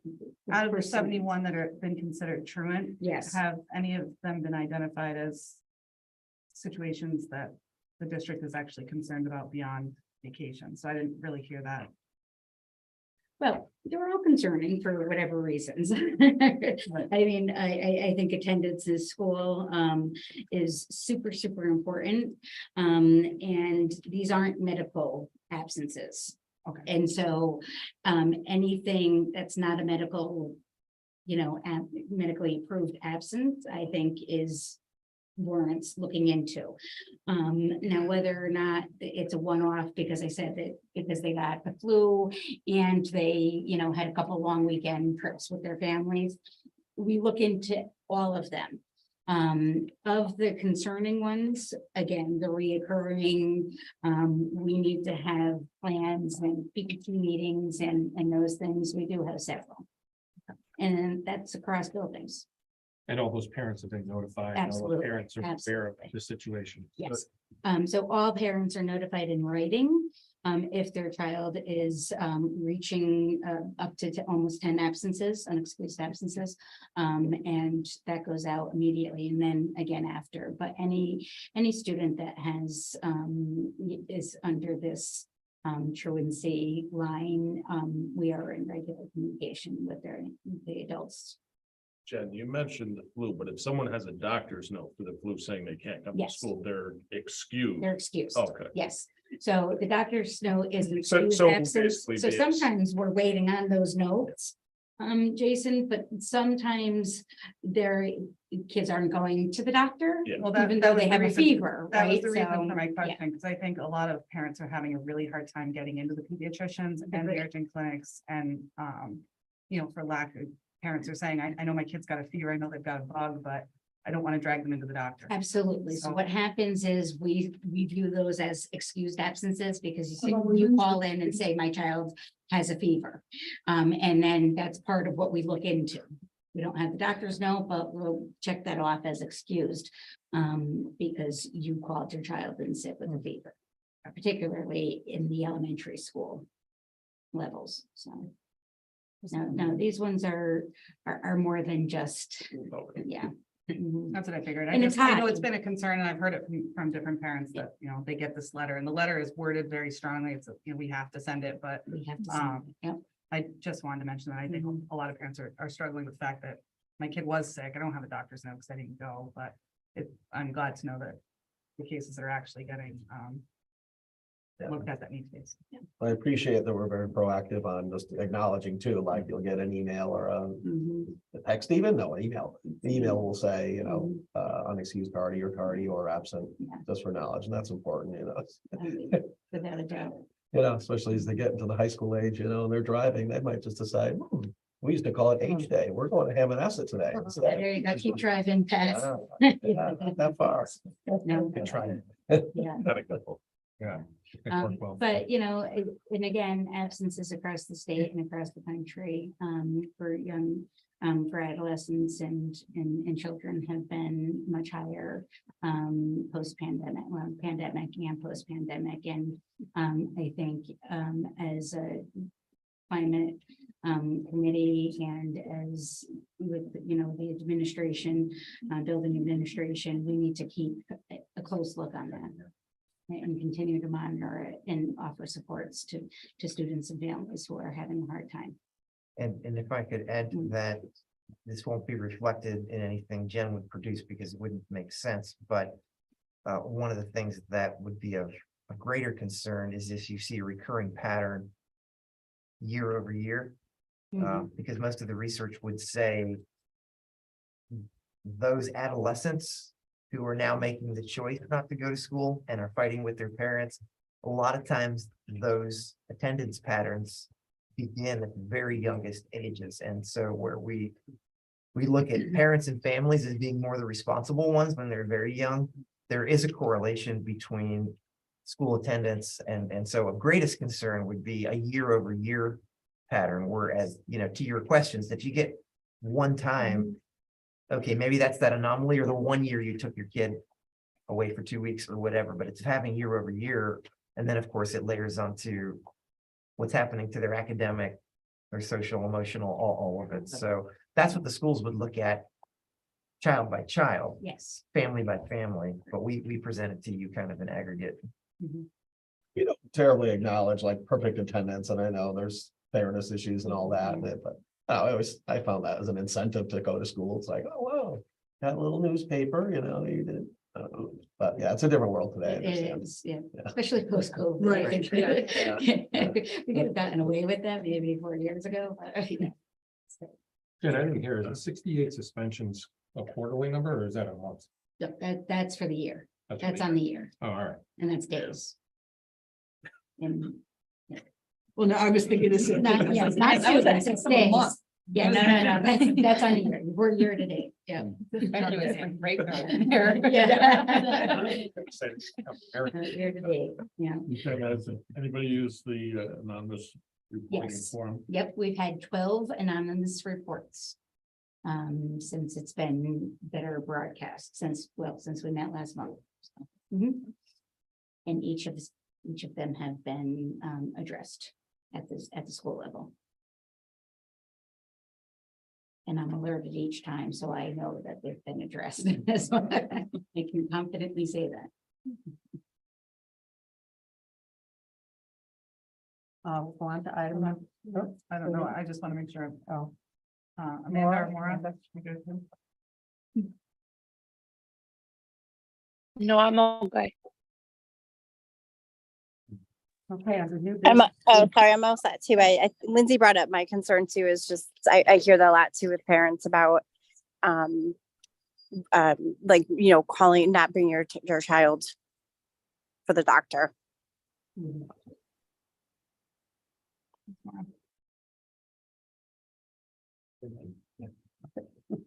Item number 8, we have new business. A is to vote on the healthy food initiative and food exemptions. Maybe can you just give a quick? So, Why we have to do this every year?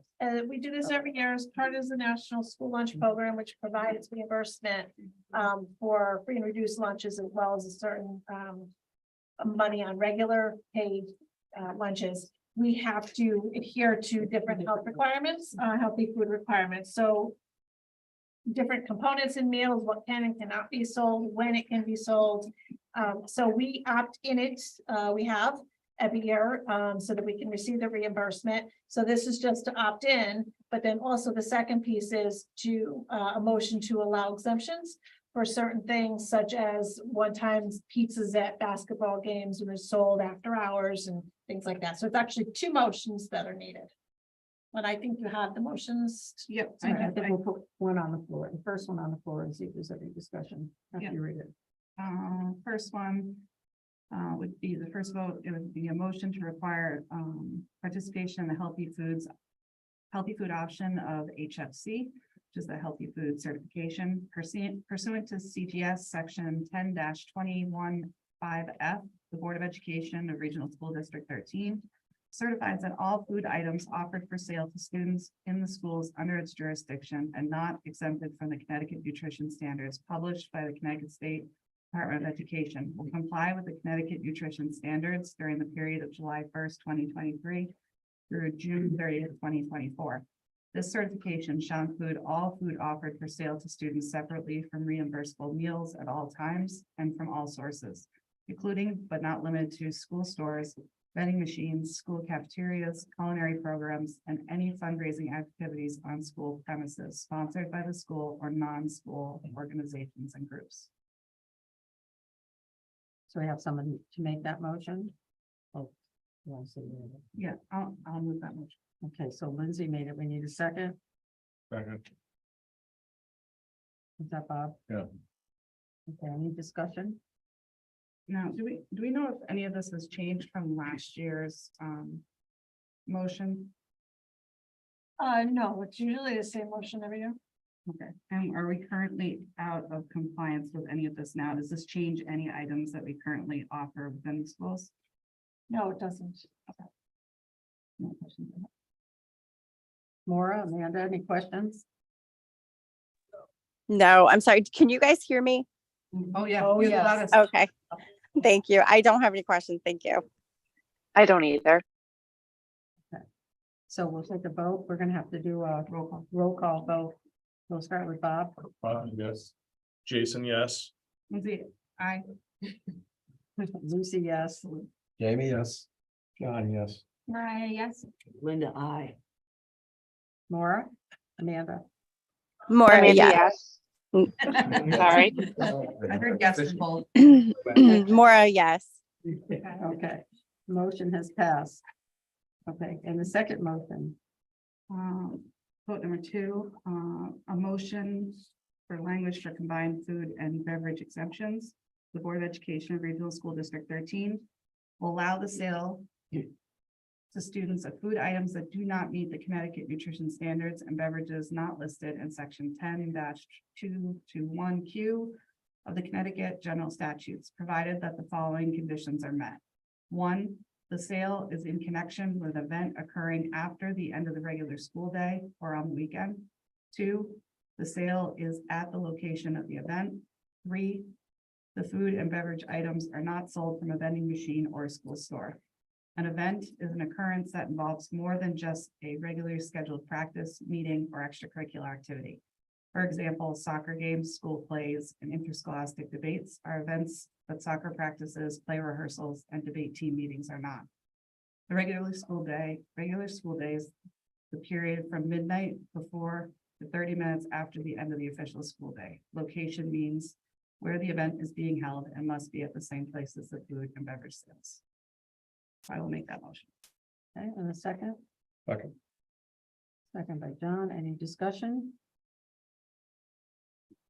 Sounds like that, if we had a breakfast function, it might be,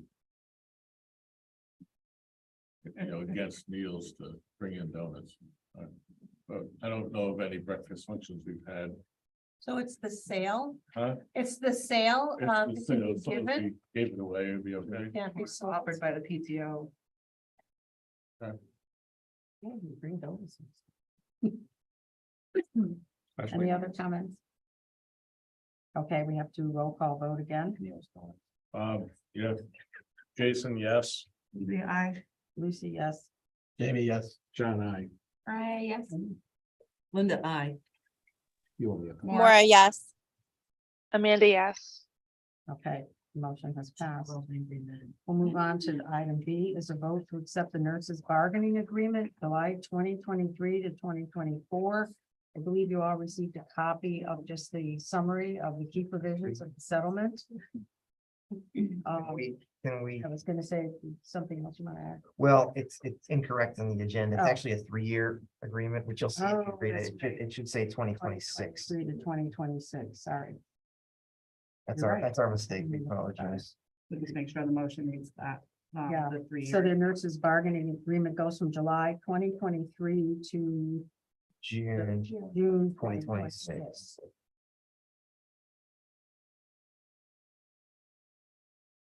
Did anyone want to add anything? I was there, it was a very fair. Let's put a motion out and then we can discuss. Okay, so we have a motion to approve the nurses bargaining agreement. From July 2023 to June 2026. I'll make that motion. In a second, Second. second by Bob. Okay, so I was at the negotiations, it was very fair.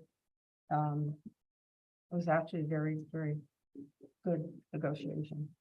I believe it's Nurse Appreciation Week as well, school nurse, along with the teachers. So if Do there you are have any questions or concerns? no, okay, so let's vote on it again. Yes. Jason, yes. Lindsay, I. Lucy, yes. Jamie, yes. John, I. Right, yes. Linda, I. Linda, aye, okay. Amanda, yes. Maura, yes. So that's passed. We also next have a vote to award the Picket Lane paving bid. Maybe we should just have you read the motion. I have that one. You have it? Yep. I'd like to make a motion to award the RFP 2023, 2024, 2023-04 for design and construction services for stabilized full depth reclamation SFDR at Picket Lane to Indus in the amount of $274,740. Second. I have a second. Second. By Bob, any discussion? No explanation? For this is not, in addition to this, there's a requirement later for a paved surface over it. Between 2 to 4 inches, depending on what they find after they do this process. But there will be another cost. Following this, the road would be closed, the building committee suggests it be closed for a week. Which 4 days. which would impact the whole slew of activities this summer. So we need to spend a lot of time figuring out who's on first and making sure everybody gets a chance to figure out how they're gonna run it. It means summer school, it means Little League playoffs, it means all kinds of recreation, police department, ambulance department perhaps, and a variety of other things that would be impacted. So we need a significant scheduling, and once you get the contract with Kim, we need this fix it.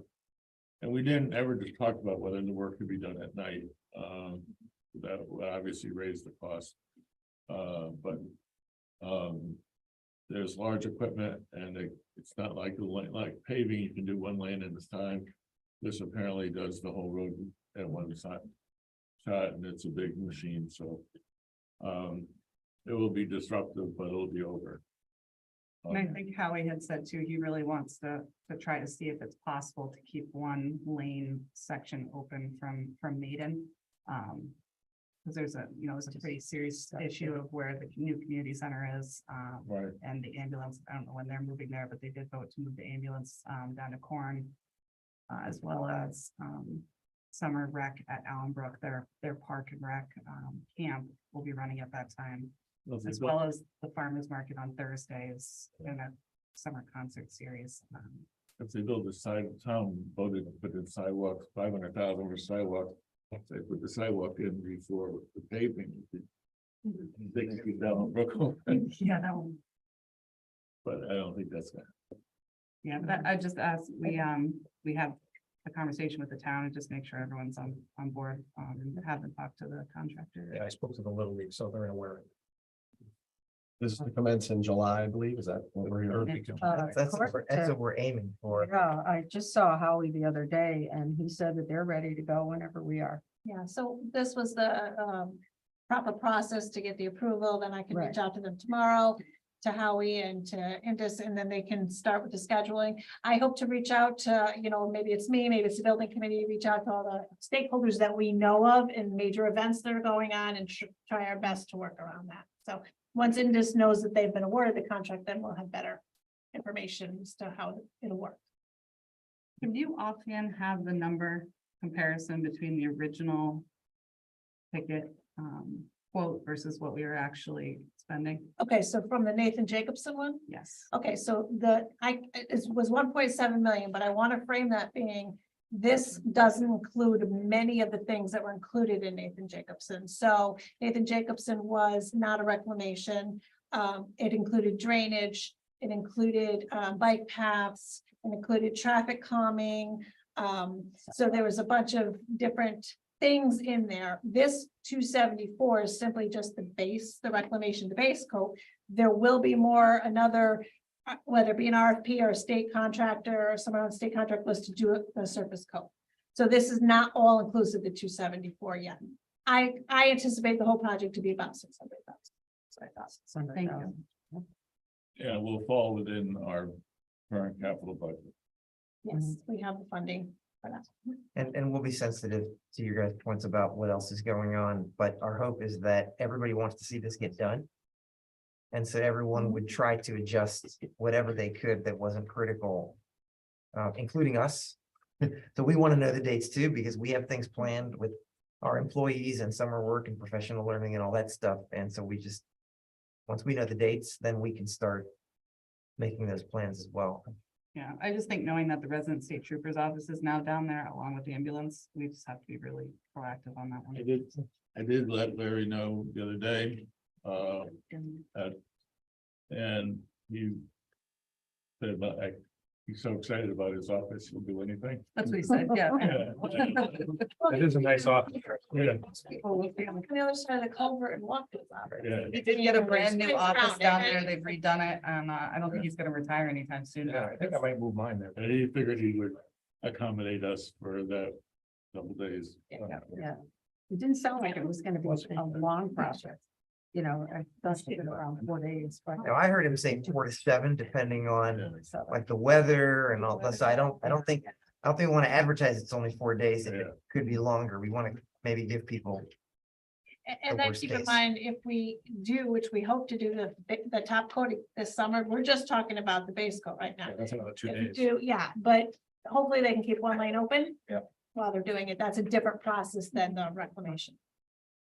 I think it's important to say, as much as hard work we do here, the building committee did so much to get this at this cost and hours talking and working with different people to try to figure out how we can do it and how we can do it. That's funny. How we, but I'd like to just say that I'm extremely happy with the work they've done and they continue to do. I do not know if we need any permits from the town for it. It's private road. I will absolutely find that out. Thank you. yeah, definitely kudos to the building committee and Howie. And not that you guys want to pat yourselves on the back, but this was in the budget. You guys approved it amidst other competing priorities and the voters also approved it. So I'd like to think that most people want to see this project get done at the most affordable price, to your point. Lindsay. Right. Now the question I'm getting is, will there be speed bumps? Yeah, I heard that this morning at Traffic the calming chamber. in Yeah, there. that's it. Well, Yeah. that's not in the. not in the Problems in package. there. Park the police car over. Those farther help, over. the troopers will be down there now. Paint in the potholes. You ever seen that really 3D paintings that they do or whatever, where you really think you're walking into a hole and it's flat? If we need traffic calming measures, that would be another expense and that could come at a later time. Okay. Roll call vote. Any comments, Maura, Amanda? No, I'm good. Thank you. Okay, so, Yes, did you read it? Yeah, wait a minute. Lindsay, you made the vote. Who seconded? I did. Okay, I didn't write it down. Okay, Bob, yes again. Jason, yes. Lindsay, aye. Lucy, yes. Amy, yes. John, yes. Mariah, I. Linda, I. Slowly and surely. Like- Amanda, yes. Maura, yes. This has passed. Okay, we're going to go on to item D, discuss the possible naming of a band room at the high school. Bob, I'm gonna let you Yeah, kind of give us a little background on that.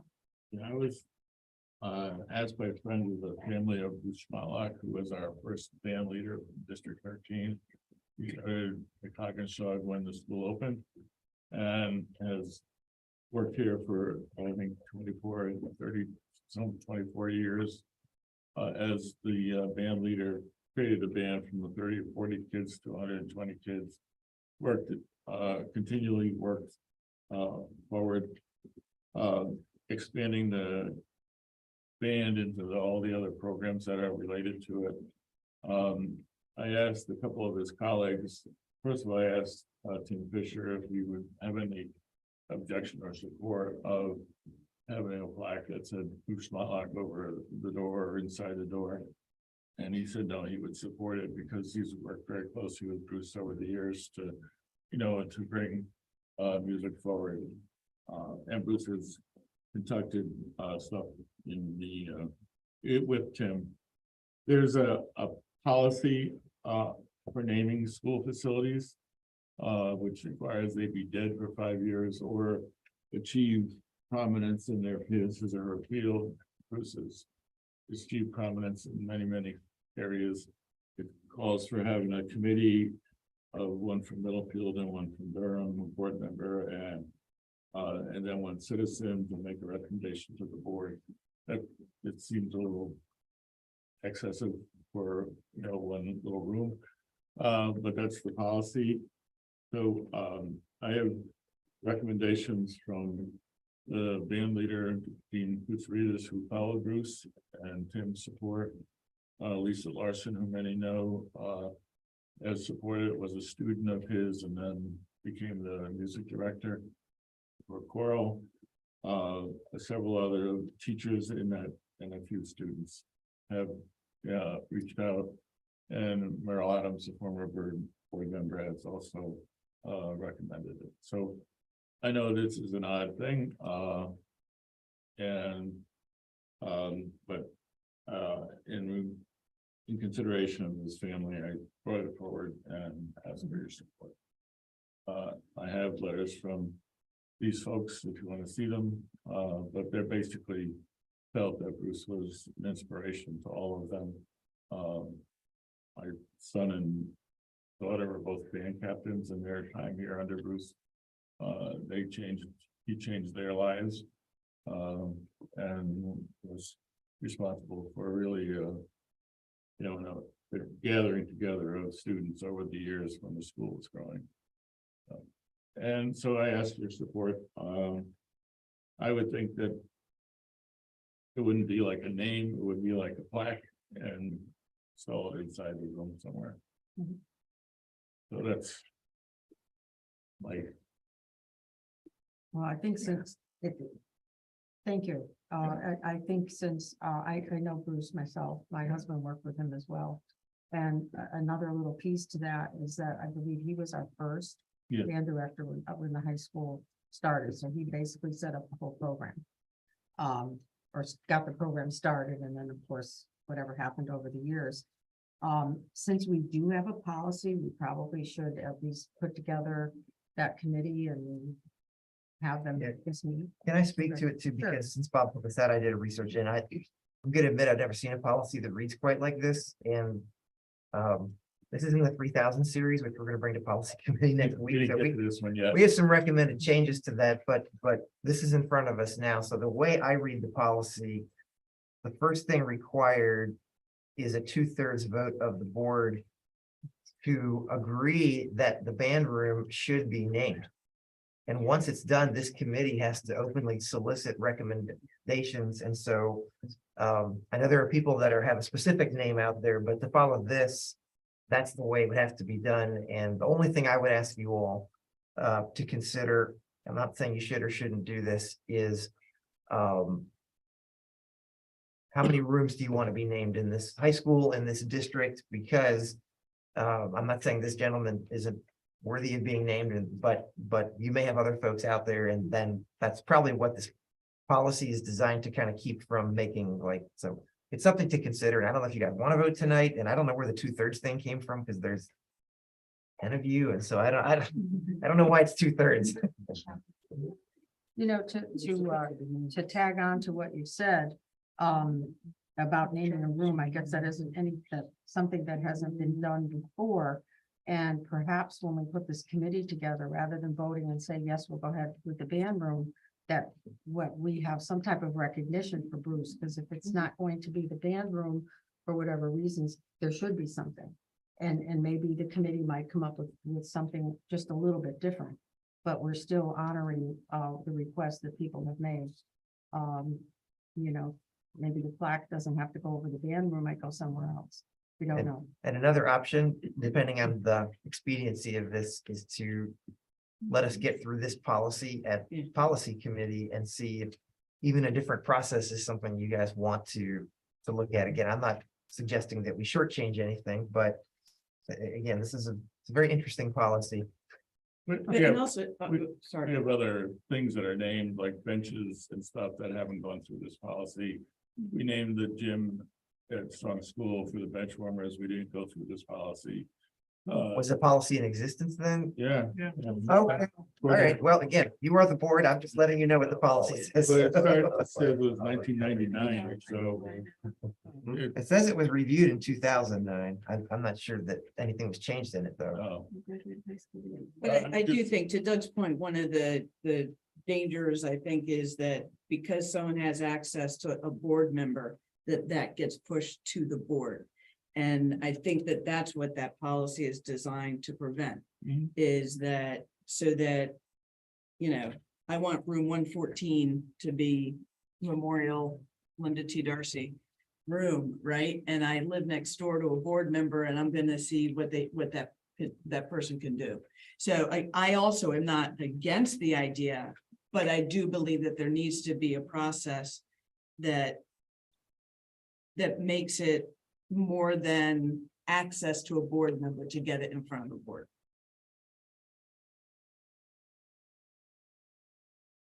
Yeah, I think the concern too is that, you know, like they've said, you talk about, does the policy go state a room, or does it says a room, right? Or a building? Facility. A facility. Thought I saw a room. Oh, yeah, here we go. It says, in regards to this policy, school facilities, because the title of the policy is naming of school or school facilities. So this could be a whole name of a school and the same policy. And again, that's kind of a different thing, you would think. May include, but are not limited to, gymnasiums, auditoriums, library, media centers, outdoor athletic fields, and classrooms. So band room considered a classroom. We consider it the classroom, yeah. But again, that could be taken out of the policy if you don't want classrooms to have to apply to Bob's point about benches and things like that. It just seems like it's a really long process, which I don't doubt that it should be based on, it's really going and looking at, you know, naming something permanently. I worry just because I think the concern is that, you know, the family's going through, you know, some stuff, and I don't, if we waited till 3000 to review it and then we made a committee, by that time. I wonder if the board of the district could find a way to honor him in the meantime, and then we look through the 3,000 series and evaluate it from there. This doesn't say anything about plaques. To your earlier point, so. Yeah, I mean, the option is you make a plaque and hang it somewhere. And you don't name the room, you just provide a plaque in his name to hang somewhere. And then it's not naming the room, it's just saying thank you. I'm all for it, you know, I was not all in the bag as a music person, didn't have anything to do with that, played the recorder, but, you know, just from a appreciation point of view, to really say this district values long-term serving teachers in this world of transition. Oh, I'm gonna go somewhere else because they pay 10 grand more. You know, as much as we can put that to bed, it's, you know, being a teacher is not all about the money, as we well know. And I think that sort of bodes well for just showing appreciation for people who really dedicated their lives to this district.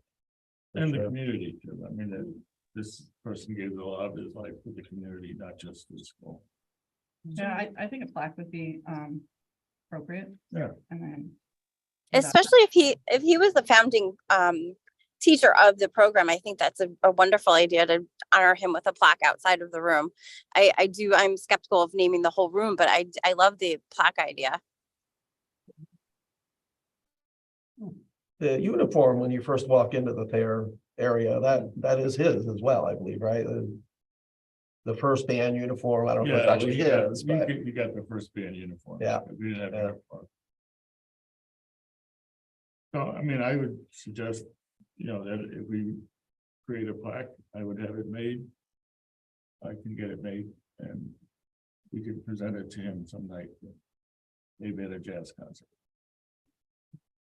If that's okay with everybody, I would say instead of the name of the room, we create a plaque and move on. Do we need to vote? So put in a motion, Bob. I motion that we create a plaque honoring Bruce Smollett as the first band and instrumental leader of the Regional High School. I'll second that. Any other discussion? All in favor? We're gonna have to go through the individual. Bob, aye. Jason, aye. Lindsay, aye. Lucy, yes. maybe yes. John, yes. Mariah, aye. Linda, aye. Amanda, yes. So what do we get? Both of them? Yeah, Yeah. yes, yeah, okay. All right, Thank so you. that Good to has see you. passed. Get along so well. So we'll go down to item 9, committee reports. John, I heard that. I know, we do, we get along.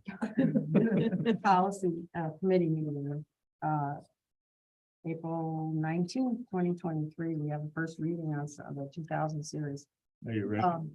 Yeah, for me, I don't know where it is. It makes noise.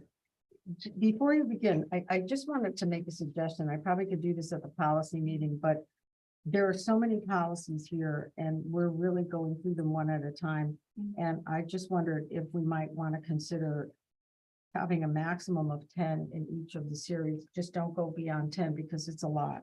It's a lot of policies to read and I couldn't even find them on my Google Drive anyway. So I believe there's what? 12, Well, these 14. 10 mostly So- are deletions. So Just so I we're just- clear on that, Felicia, are you saying 10 per policy committee meeting? That would then put 10 in the queue for each board meeting? Yeah. 'Cause we can certainly do that. Now, that's gonna take It'll take a little bit longer. We but at least had tried to go decide. pretty aggressively through these and I know, just a but we'll go suggestion. whatever We pace can you guys decide. want to. We Yeah. can decide at policy, but go Okay. ahead. these are mostly deletions, so it's Hold on 1 second. Do we know the name of that folder with the red line version stuff? Do I know the name of it? Yeah. I'm not off In the the top Google of my Docs. head. In the Google. Yeah, I Doc. am in the Google Docs. I couldn't find it. I can find it on mine, but. I'll look it up right now. Are you almost ready? Policy, almost. I'm ready for you, though. All right, go ahead. I'll just look for it. All right, policy. Administrative representative delivery groups 2220 is recommended by the policy for deletion. It's just a says that the superintendent shall have committees that are covered in other places. So it would be a deletion of those policies.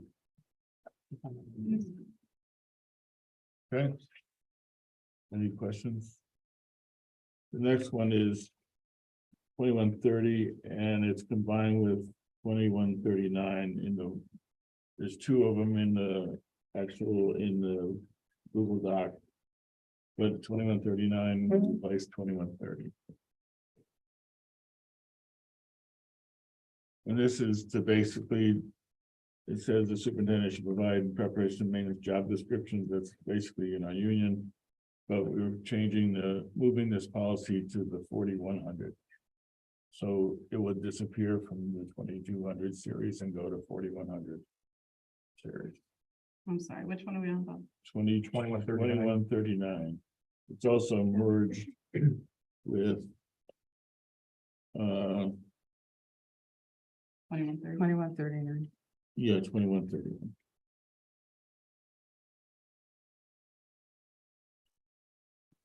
The next is 2210.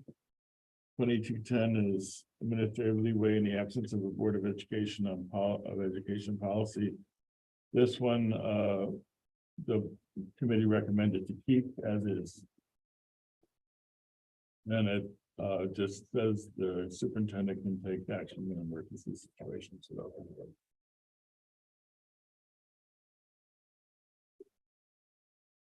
There's no change in that. Next one is 2121. And this is recommended for deletion.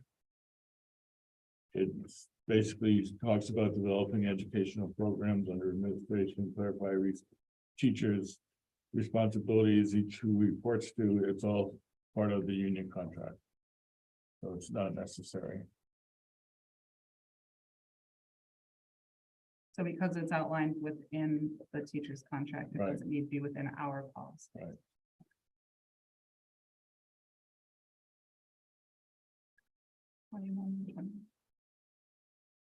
This one is administrative staff organization. We've got changed it to staff organizations and job descriptions. It's when we merged with 2139. It now becomes 4100. And what's the 4000 series? The 4000 series Personnel. is personnel. So it'd be covered under that, and then basically the superintendent will provide preparation and maintenance of job descriptions for all personnel. So that will come Is back that to, organize and hire, or is that just organize the current staff? it says staff, or we've changed it to personnel from administration. Administration, it says staff organizations and job descriptions. And Underneath it says superintendent shall organize the staff of the school system to Yeah. achieve its purposes. Does that organize the current staff, or is that to organize staff and hire?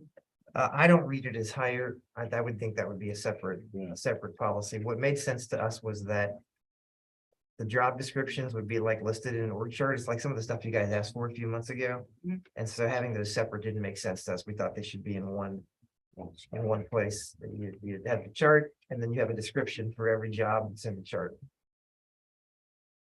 So that's the merge of 2159, 2100 into 4100. And it'll come back again for us to adopt it when we get to the 4000 series.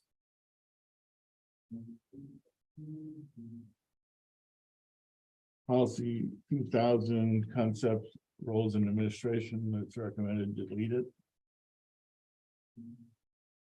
It just talks in general about the roles of policy and agreements and the superintendent. You know, it talks about his job. We don't really need it as a policy. So this one was revised in 2011. I can't remember if we looked at what it was before then. And what the review of that, because that seems like a weird review year. Yeah, it was adopted in 1992 and then amended in 2011. Yeah.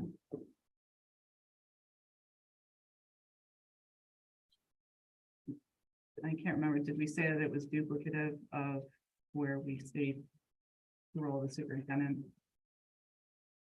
Yeah, I mean, it talks about general goals and objectives of the Board of Education, which we're gonna deal with separately, establish core ethical values, which we're dealing with separately. It also really isn't a policy. There's no Yeah. teeth in it. It's more of a philosophical statement. And for those that aren't on policy committee, it seems like a lot of those probably came from CABE back in the day. Yeah. And like people might like the way they read, but they don't actually have any policy language in them to. Of course. Yeah, I would also say, again, just because I'm familiar with it, a lot of this is outlined in my employment contract, Right. which is a pretty standard language for the whole state superintendents. Because I think that also came from CABE and CAPS working together, so it is a bit redundant to have it here. It might not even be up to date with that language. Okay. The next, is a little more complicated, is 21-22 emergencies and disaster preparedness. We've recommended we change that to adopt the Shipman revised policy on school security and safety, which is updated. This one just had emergencies and disaster preparedness and first aid and CPR. And it basically had very little informational action. The Shipman one is quite a bit longer with a lot of regulation attached to it. And then citing all the current statutes. And so we recommend doing that. And that it would move into our 3000 series. And that's the school safety, school security and safety from Yes, Shipman? yeah. Okay. And that would be moved into our 3000 series. It's currently in Shipman's 1000 series, Yes. right? What's our 3000 series again? It's now, Business. oh yeah, business. It doesn't fit neatly anywhere, but because. I didn't know if operations fit somewhere. Because we've organized safety and security under Kim's team. Yeah. It's just that it's fit there better than any of the other areas in our recommendation. You guys can put it anywhere you want, but that's where it makes sense to us. It's more up to date.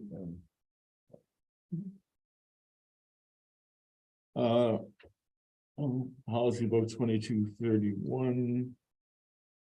We're recommending this be put under our 9000 series to go into the bylaws. It's policy and regulation systems, change the name to business. And basically it's requiring us to maintain policies, establish regulations and bylaws. So it would fit better under the 9000 series, which is our bylaws. There is a couple deletions in the current language. And there is one major addition under policies. The superintendent as designee shall present any recommendations, new policy changes, existing policies, deletions, existing policies, the board policy committee. Board policy will review these recommendations, make changes and present it to, or just go through the process. So again, this is a relocation of this one to the 9000 series. With minor changes. Okay, I thought business was the 3000 series.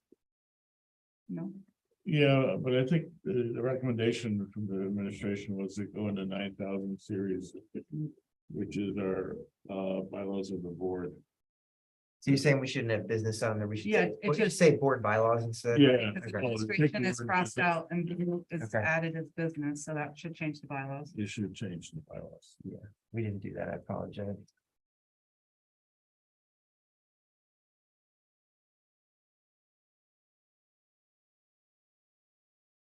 The next one is retention of electronic records 2240. We're recommending that it be replaced with the Shipman one, which is more current. It's titled policy regarding retention of electronic records and information. It goes over, it's basically updated to all the current language of social media and all that stuff. Yeah, all that was wording from what my notes was wording and changes of certain electronic equipment that either don't exist or is aren't, or staff aren't using them anymore, so it does update on that.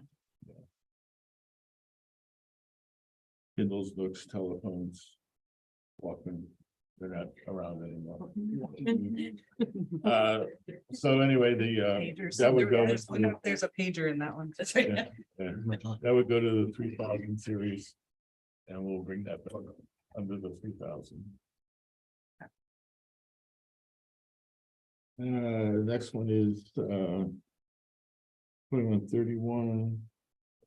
And it says administration and things say go under bylaws, it's contract evaluations. And it really basically says we'll establish the salary, the contract for the superintendent. I would suggest you move that to the 9000 series instead of the administration. It's a function of the board.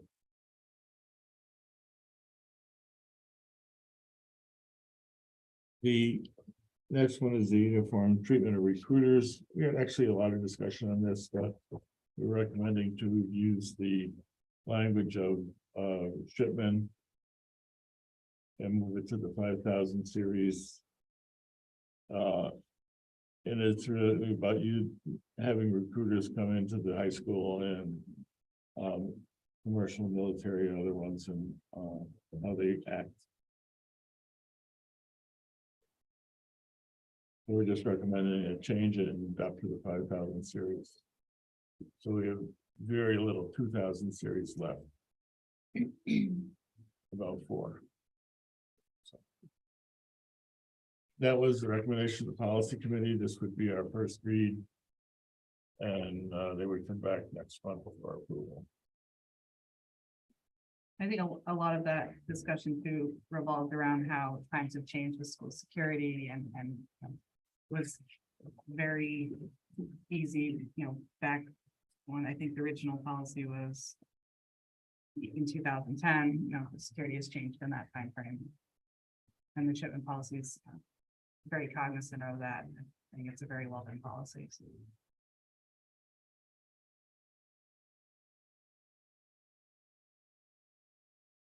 So I don't think we need a motion, but it goes back for a read for the next.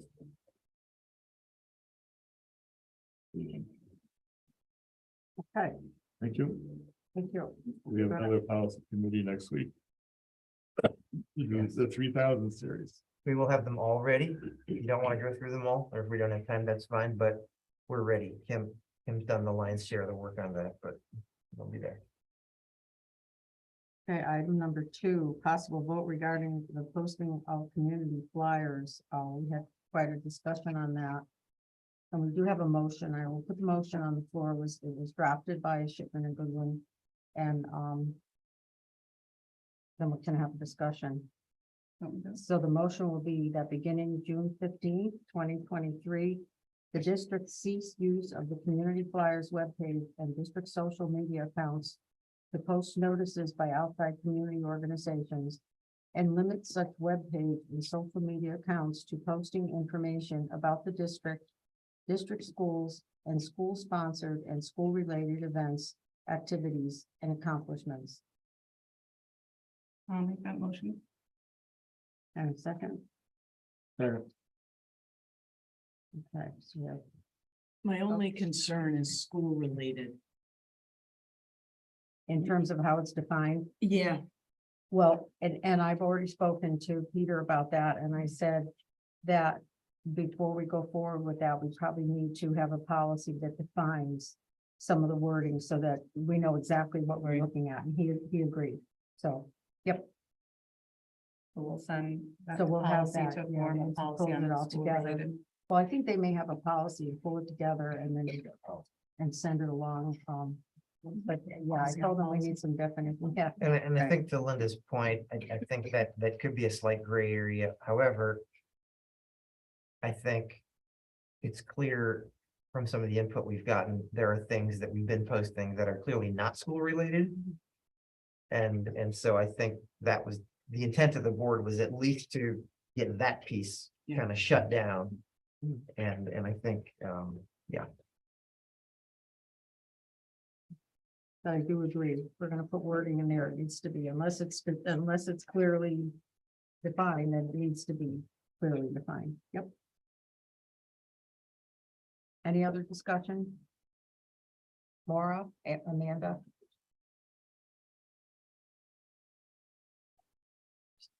Yeah. We're good. Okay. So, moving forward, we'll have a vote on it. We'll have to do a roll call vote. Bob, yes. Jason, yes. Lindsay, aye. Lucy, yes. Amy, yes.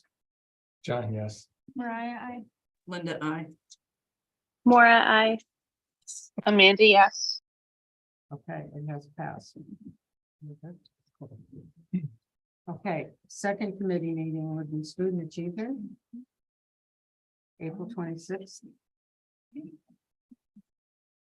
So just like Lucy used to be tasked with this one, with student achievement, it's very hard to get into words, so I will not go into extreme detail, but we have made some ways for the board and the community to really go through this in depth without me sitting here and explaining a 3-hour meeting.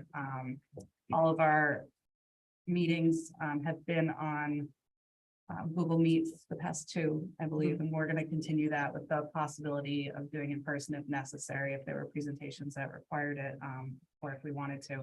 So we're going to leave that open. If you see the minutes for student achievement from last month, you'll see that the recording of the meeting link for YouTube is now there. So anyone can go to the minutes and watch the student achievement meetings, or they can, read through the minutes. But we did have a lot of really good discussions. First around the meeting format, which I just kind of explained, and some topics that the administration wanted to bring in next month. And we did go over some measures of success, but I believe will come back next month with Liza and Stephanie and Doug, and we have received those. We have those. We had a lengthy discussion about the ELA program that will be rolling out and how that will be structured for different grade levels. Some concerns were brought out in different areas, and we did get a lot of really good answers and feedback on how that will work. The committee will look at that next month, just because as our board direction, we're really looking at math and ELA. So I think it's important for the board to really continue to have these discussions to make sure that it's being rolled out in the way it needs to be for each one of these kids, and make sure that we're looking at 5th grade, 6th grade within the near future, and how that will play out. We also had some discussions on the strong electives that will be offered starting in the fall. And I think we've already talked about those, right? Did we talk about those at the board level already? Not fully.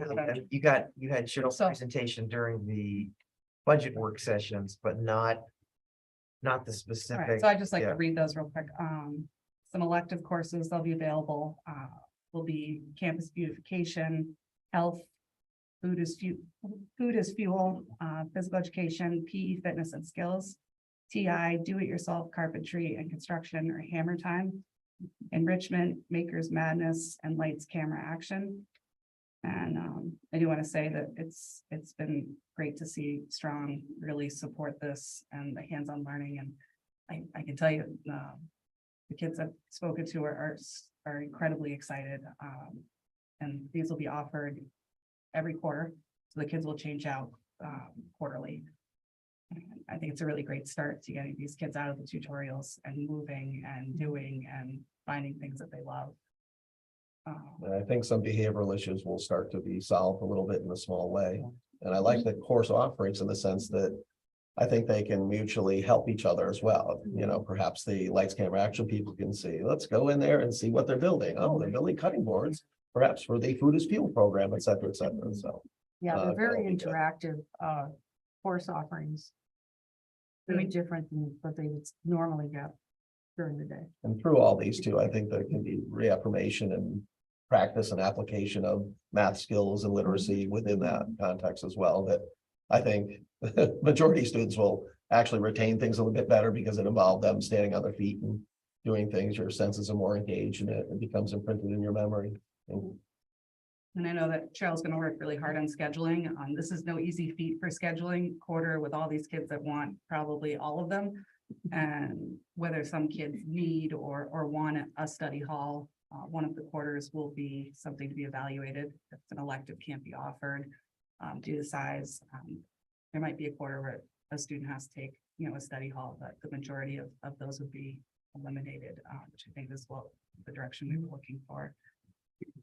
I did offer my input. I've been doing the cooking classes for a long time, part of my life, and anything I can do to facilitate it. Things like this are not easy, to get 24 kids and get them all on the same page versus, okay, you make this, you make that, maybe, and it's a lot. And clean up afterwards there's a lot of unknowns perhaps. So I'd like to speak to whomever might be facilitating that. I'd be happy to give them any advice I can. This discussion around summer school programming was pretty extensive. You guys looked through it. Liza did offer that she did apply for a state grant for possible summer enrichment. And we still don't know any information on whether we have that or not, but that will be something we can talk about eventually. Professional learning update. There's going to be an update, I think half day, it's May 16th. And the professional learning elementary school receive on the EL program. And Strong will be learning co-teaching, and others will work on literacy strategies. And Stephanie talked about approving a new teacher evaluation guidelines for that. So we do have a lot on the agenda for next month as well. And I think I encourage everybody to come. And if you can't, at least watch or look through it. And it went way longer than I thought, so I get how that happens. Yeah, it was a lots going on that, that comes out when we have meetings like this. I think even though we have the link, I believe there might be times when we might have an achievement committee meeting during a work session, or maybe even a presentation at the board. I believe we talked about that too. So, it's not just going to be on a link that you can watch from home. Yeah, if I Which is could, what we did with the EL program, when we had those work sessions, so. if I could add, I think we talked specifically about our action teams and our action plans and wanting to give regular updates in some format. And I think some on the committee thought rotating those through student achievement was good, and others thought maybe they should come here either during a regular meeting or during a work session. So that'll be up to the board. But we had planned to start rolling that out in the fall, and then and maybe if we can even include not just this group, but the teachers and parents and others who are willing to come, who've been part of those committees, to kind of give their updates as well. And I think even after that, even after looking at the minutes and from a few different board members, I think having that information as a board in writing might be easier than presenting at student achievement. It might free up some time. That's fine too, whatever format you want. I mean, we've been providing that in writing, but some of the feedback we've gotten is that that's kind of hard to understand sometimes, and you want to hear it. So we'll accommodate whatever you guys want in that space. Any other questions? Maura, Amanda? No. Okay, our last. I'm good. Thank you. Our last committee meeting is a building committee meeting, which we just had on May 3rd last week. And we actually talked about some things today. Yeah, I mean, between Picket Lane and I forgot what the other one was. Oh, the Indus was Picket Lane, and Ed Aram presentation. yes, as presentation. Bob probably has the other stuff. Yeah, we talked about the field house. First of all, Picket Lane, we know that's done. The field house, we don't have the final plans. The address changed from 135 to 144. Which one it goes to Corn School, which is here, so we have to get a reassessment on that building permit.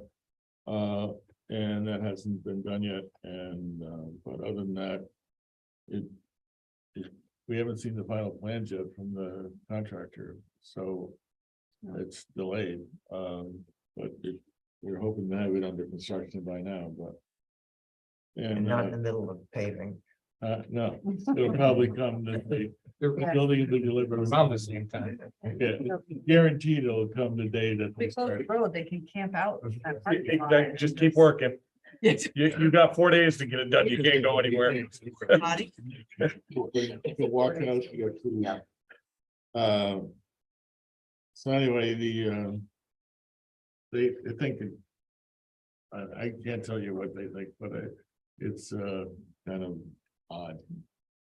They also, Doug had to reach out from, you know, a connection to the consent decree that was originally issued on doing this. And so there's some legal issues that are related to it, but they're not, they don't seem to be consequential right now. The other, we had the pump house is to provide fire protection for a strong school and a high school. It's got a new water service. They did a flow test. We have to maintain a certain amount of APSI for a certain amount of time, and it looks like we're gonna have to build a new pump house. It's next to the parking lot in front of the Board of Education and the central office. It'll be above ground, so we will have less safety issues. And that's already been budgeted in our capital budget and bonding, so that will go ahead. Go out to bid on that, I guess, shortly. And finally, the turf, we decided we have the money for it, we can, but it was decided that we should wait another year and get another year out of the turf. Give us another year in the future. So it passed the GMAX Huh? test. Because it passed the GMAX test, Yeah. so we could save use for another year. So, that was it. It was long and exciting. Wow. A lot of stuff happening. Okay, item number 10, communications. Most of our communication comes to the entire board. There were a couple of other emails that did not, and Nicole, I received one from Nicole Okolani. She was asking questions about the grade 6 academic pacing guidelines for ELA science and PE health. I believe that was on the website. That was referred to Stephanie and Liza, and it's already been taken care of. Yeah. Yeah, and I got a call from email from Nicole Zapone. She had some questions about the reconfiguration. And then I had an email from Cindy Felicia Kenyon regarding some questions she had about an incident that happened in Middletown. And that was it. What were the questions regarding the configuration? Oh, she was just asking, you know, has it happened? Has it been shelved? When do you think it'll happen? Are the taxes going to go up? I mean, I really couldn't answer those questions. I just said it's still in the works and we're, you know, it has to go to the community. Has it been approved? And, you know, those kinds of questions. I have an email to read, but before I do, I wrote this down so I don't drone on because it is 8:53. But I want to thank like the people who have sent emails, and we certainly got a lot of them today, and I wrote this before today happened. Because I really feel as though the public comment, although it's accessible to many people, is not necessarily accessible to all.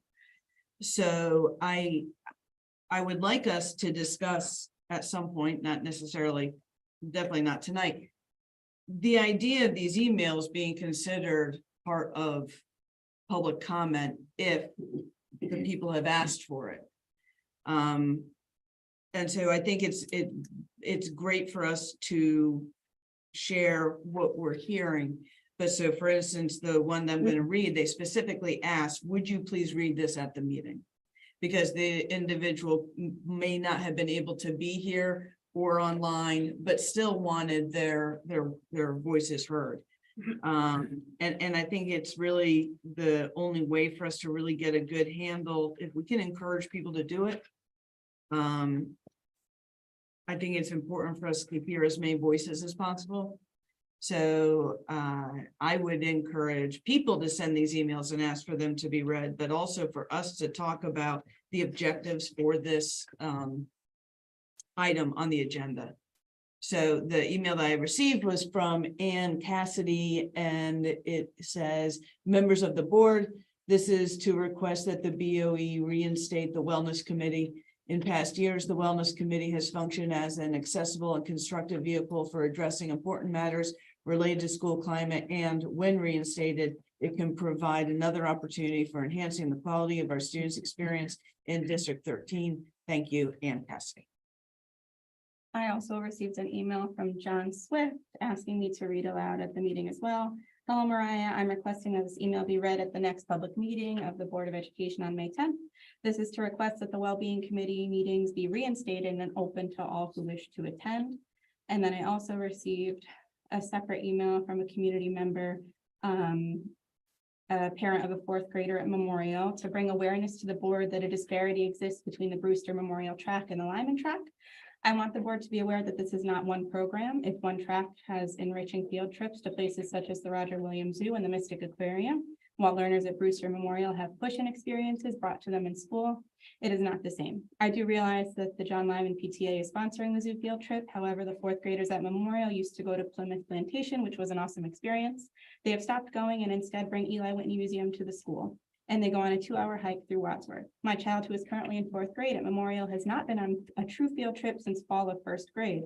I do realize that COVID put a dent in field trips, but with society being over that hump, I would expect the learners to resume these enriching experiences. Going forward, I would like to see a policy that all learners grade K through 8 get to experience a true enriching full-day field trip outside of school. And who was that from? Eileen Potts. I had another comment, to respond to Linda. During COVID, we printed, the emails as an attachment to the minutes. As a way, because, we couldn't see or read them, and People couldn't come anyway. And so one of the ways was, rather than reading them out at the meeting, we attached them to the minutes so that they were part of the record. Thank you. Again, I just think for transparency, I think it's kind of important to give that opportunity, It did make the minutes longer. no doubt. But if they're digital anyway, Yeah. Yeah, we didn't have to be typed. right? I would say just in the future, if you guys are gonna team up to provide something like that, maybe include the rest of the board, because we may come prepared for something like that also. Can you explain what you mean more? Forwarding emails that you receive. Well, I got this today. And again, but we're not supposed to. Right? supposed to Doesn't that, forward them to that's a the parent. reply all. Yes. Our You, past you, practice. you has can been- send something to everyone, it's just everyone keep can't on, reply that's to fine. it. But all communications, like when Lucy replies, does she have to CC the whole board, like the ones that she got and replied to? I thought that we had discussed that at our retreat as well. And It she depends- replies to, you reply Yeah. to them. It depends on, I mean, if I'm just talking to the reporter and just giving basic information or just summaries. If it's something more than that, then yes, I usually do report it. There's very few that I don't send along. Can I find my paper? No, I meant like replying off, because I remember we had talked about it at a meeting where there was like you had said you would reply all to the ones that you felt were important, but then we had discussed that. How are you determining what's important? You just reply all when you reply to these people, like the ones that sent the reconfiguration questions. I don't remember seeing an email response from you about that to that person. Mhm. I think that's at the chair's discretion. I Right. think that's the way that the wording's always been. If we feel that, something was not shared that should have been, it's something to communicate to Lucy. And occasionally some of them have become a little more personal in nature or may involve students or something, then those I would not. If they just come directly to me, sometimes it's usually Doug and I that get it and that's why I said it depends. For the most part, everything does come, but if it's, Yeah, I mean, my if you want, experience I has can been send you people send copies. emails to the entire board. They just click on every little address, but if you're getting those directly to you or Dr. Darcy, any responses, you can certainly respond to them, but it does not represent the board. You have to make it loud and clear that this is not anything board agreed on. You can respond to them as a personal citizen. They should be residents of the town that you represent. Yeah, I would say, not that you'd want to do this, but a lot of times something like this is articulated in board bylaws, kind of a communication protocol. Now, that doesn't mean everyone has to follow it, but if at least there's general agreement. that I this is would, what I to would do. love that, because I would love to have bumpers up on the. And I'm also not just saying this because it's like 9 o'clock or whatever, but I think we have a communications committee. This sounds like it'd be right up their alley to meet and come with some Come up with some recommendations. recommendations, right? Just my thought, and whatever it is, yeah. Yep. But I do feel the need to respond to the implication that Mariah and I teamed up to do anything. I would assert that there's an outside community that came up with a strategy to have their opinions, feelings expressed. Because there's been no subversion to have these read, and I don't necessarily agree. This is a constituent asked that it be read. I thought that was my job. I still think that's my job. I agree. I think what's important is that, and if you look at, a lot of things that's happened in CAVE in the legislation, talking about public board meetings, is that we want to be very careful of allowing, and I hate to use this word because I don't know a better word, but hiding behind a written word instead of coming to the board. And hold on to get through it. Because in the past, if you look at the boards that have happened, there's been a lot of issues across that have gotten out of hand. And I completely understand if someone can't make a meeting, or if they can't make the next meeting, or they aren't able to. I don't want to restrict that, but I think allowing them to go in the minutes, which was something that we really, I didn't put in place. I wasn't here during COVID. Could be another gray area that the board would be in. Yeah, I agree I would hesitate if somebody sends an anonymous email to us. To me, the difference between public comment is you have to stand up, right? And you have to stand up for what you're saying. I feel that emails are another access point for some people. And again, I'll shut up because it is 9:02. And we have a communication committee. So apparently that I agree that would be a place for there to be a decision about what's read, what's included in the minutes or whatever, and to kind of create that lane for those. I also think it's important to note that it's only been within the last year or so that our board meetings have been far more open to the community, and the access for people home to be able to call in did not exist. How long has that been in? This school year. This school year. So the handling of emails, if they can't come in, they now have access to be able to call from home. Right. So that was not available before at all. It's also 9 o'clock at night though, so the. But also I think progress is great. Yeah. And the thing is, I can completely agree with them.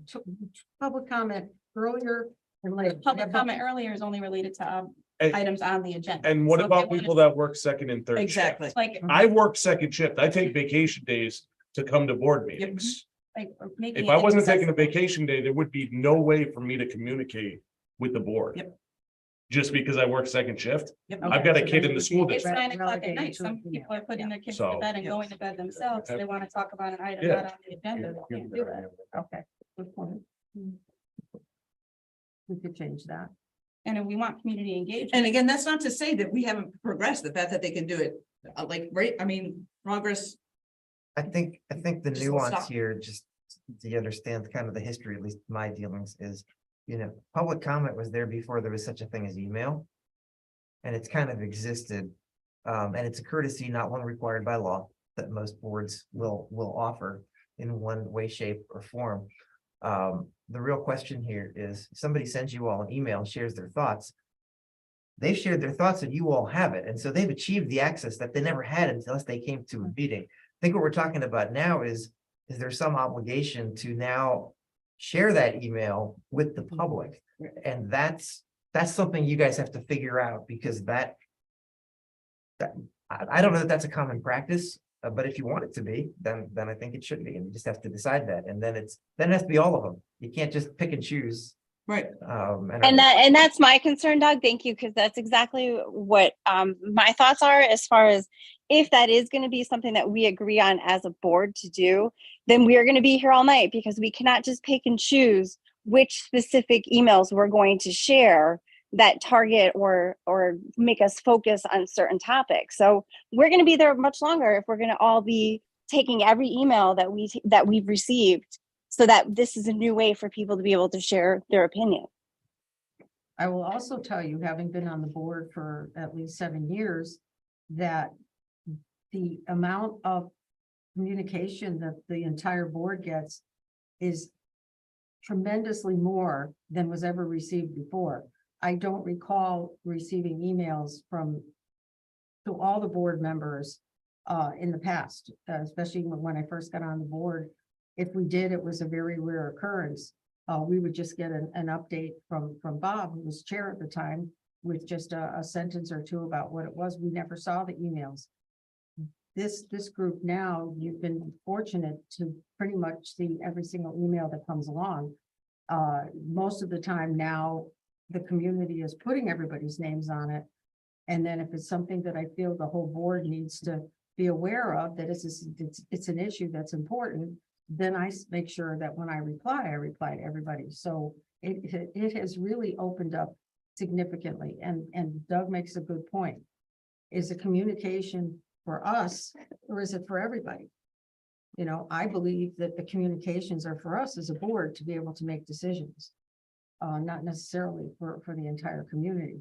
And again, I need to respond to the implication that I have an agenda with the email that I read. This is I never said wait, that. no, it was implied. This is the only email I have received that nobody else has. I know that. So I am not picking and choosing the ones that I read. We need a policy so that if there's a to Doug's point, right? If they send it to everybody, then they've had the access. When somebody sends it to one person and specifically asks for it to be read, that's different. Unless there's a policy against it, regardless of what it is, I'm going to do it until there's policy, right? But I'm just saying, if somebody says something that, and I don't necessarily agree with this, I read your email, I know we're in compliance, I know that there are clients. This is nothing to do with me, other than I happen to be the person that received this email. And you're right, Linda, we do need a policy. You're absolutely right. Just like we needed a policy to stop sharing flyers that maybe necessarily were not necessary. So I 100% agree with you. We need a policy first. We'll agree to send that. Doctor, to you said policy. the constituent that you had got the email from, you inquired permission or asked permission, or they asked if you could read it. So Right. that's an important part of it too, indeed, because anytime Not I ju- might have communication Right. just one-on-one with somebody, they don't always request, oh, am I supposed to put this in communications or not? Right. I always inquire about that. Yeah. I'll just say, And you know, that's a good would point you you make. want me to bring this up during our communication part of a board meeting? And it's either yes or no. That is an important part of it indeed. I mean, Linda, it's a good point you made that you were asked to do that. I don't think I've ever received an email that I was asked to share. And in many ways, I would be a little bit reluctant to share this email with the entire community if I haven't been asked to do that. You know, and sometimes I'm not really sure. The very few that I get that just come to me, whether I should, it depends how really personal the email is, or, you know, if it's about their child or something, you know. It became a practice during COVID for people to ask their email be read. Yep. Right, and I think we've But made that was that, different made because we that weren't clear. The having reason it was live on the meetings. minutes was because of COVID. No access. There's no access. I don't see any board minutes across any districts near us or even close to us that attach public emails. So we did during COVID. I understand we did. I'm saying right now, I don't see that anywhere in minutes. I'm not saying we should, I'm just saying. Yeah, no, I know. Yeah. Yeah, well, COVID was different. We weren't meeting in person and there was no access for people to be able to respond. Okay, is there anything else? Yeah, so I do want to talk about the email that, emails we received today. about what happened with the 3rd and 4th grade at Lyman. I think it's important to talk about because of the direction that we've given on the one track, and that these kids across grade levels are really getting the same experiences, and whether it's an oversight. I looked at the policies for this, and for out-of-state overnight trips would be a Board of Education approval. Those are the ones that we receive. If it's an out-of-state, not overnight, that's approved by the superintendent. So I don't know where we want to start to discuss it, or if it's something we want to put on another meeting, or if it's something we just want to reiterate to the administration that we want to make sure that the one track and every kid across grade levels are getting the same experiences. It was an incredibly loud voice, not just what we received in emails, but was on social media today. And I know a lot of the families, and it's very heartfelt, and it's hurtful, you know, that these kids, especially this 3rd grade, they were in 1st grade during COVID, so they haven't had any trips. And this would be the first time that they would have that opportunity. I know it's not our job to talk about solutions, but we do give direction, and so I don't know if anyone else has any concerns or. Well, I think it becomes a more significant issue because the board has been pretty vocal about, first of all, we voted to have one program. And there's still a misconception out there that there are 2 programs, or there's something different about the schools. So, you know, even though maybe other districts that have the same grade level in different buildings may not always do the same field trips and all, I think we have a unique situation here until we even have schools that's a pre-K 2 and a K-4. So we don't even have, equal elementary schools in terms of grade levels. And that creates issues in and of itself. So I think it's very important that some type of I don't want to use the word policy because I'm not thinking about writing it, but there should be some kind of criteria or procedure or process that's put into place until we straighten out the reconfiguration and get some kind of consistency with our grade levels, whether there's the same grade levels into both communities or all in one school. That perhaps with regard to field trips, that maybe there is some way to make sure that there is some kind of similarity or sameness in what the children experience at the same grade levels. And it could be Either all something the as field sim- trips or some of the field trips, or maybe just at least the end of the year field trips, whether they're done on separate days, whether they're done together to bring the group together. Or even something as simple as both schools, 3rd and 4th grade, going on a trip together, knowing that those kids are going to be together at Memorial the next year. So I think that there's some simple solutions I think that the administration can come up with. Again, that's not under our purview, but I do think I'd like to see us give a direction that we want to see equal experiences for these kids. The thing that I always struggle with too with these field trips is, some of these are approaching triple-digit contributions from parents. And I know we have sort of behind the scenes, we can take care of it, we're good. But I don't think everybody actually knows that. Do you want to publicize it? Well, we can take care of it if you need. It's just such a difficult issue, and I do hope we don't see too many kids that are left behind because of financial issue. And there's a lot of people I know firsthand. Everything's not hunky-dory financially with a lot of people. Both towns. We might think so. We look around, it's great. Not with many. Great. Okay, and we could always bring this discussion. Do you want me to up say again. anything for this? You can. If you want. Well, I guess I just want to point out, I feel like we're again, kind of crossing over into where we were with like food in schools, where we have, I hear what you're saying about our unique situation and things like that. We're still talking about 5 different schools, 5 different sets of administration and parent-teacher organizations, and how involved does the board want to be in being prescriptive around this? A field trip is not mandated by policy anywhere. Typically, it arises from, it starts with teachers and what they want to support. It takes a lot of work, it takes a lot of effort, it takes a lot of energy. I'm not discounting some of the concerns that we heard today. But again, big picture, I think the message we may be sending to our administration and to our teachers is we don't trust you guys to make these decisions. And, you know, you made a decision, and my perspective is now we've gotten some feedback about that. Our principals have received that, and they will decide what to do with that information. But I think it takes it a step too far, in my opinion, if we're saying, now we want to say third grade at this school does this field trip, third grade at this school has to do that field trip. I think that goes that's too what we're far. saying at all. What we're saying is that these kids get equal opportunities for experiences. And that is Well, part who of that. determines that's equal? So, well, that's what I'm asking right now. So can you tell me what is equal across grade levels? Or, because you're saying it's not curriculum based, you're saying it's not mandated. No. Just because it's not mandated does not mean we shouldn't be doing it, especially since COVID, especially since we are looking at a reconfiguration and needing this one track to be one track. I'm not disagreeing with you that these aren't all valid points. My point is, I don't think this is the venue to be discussing them.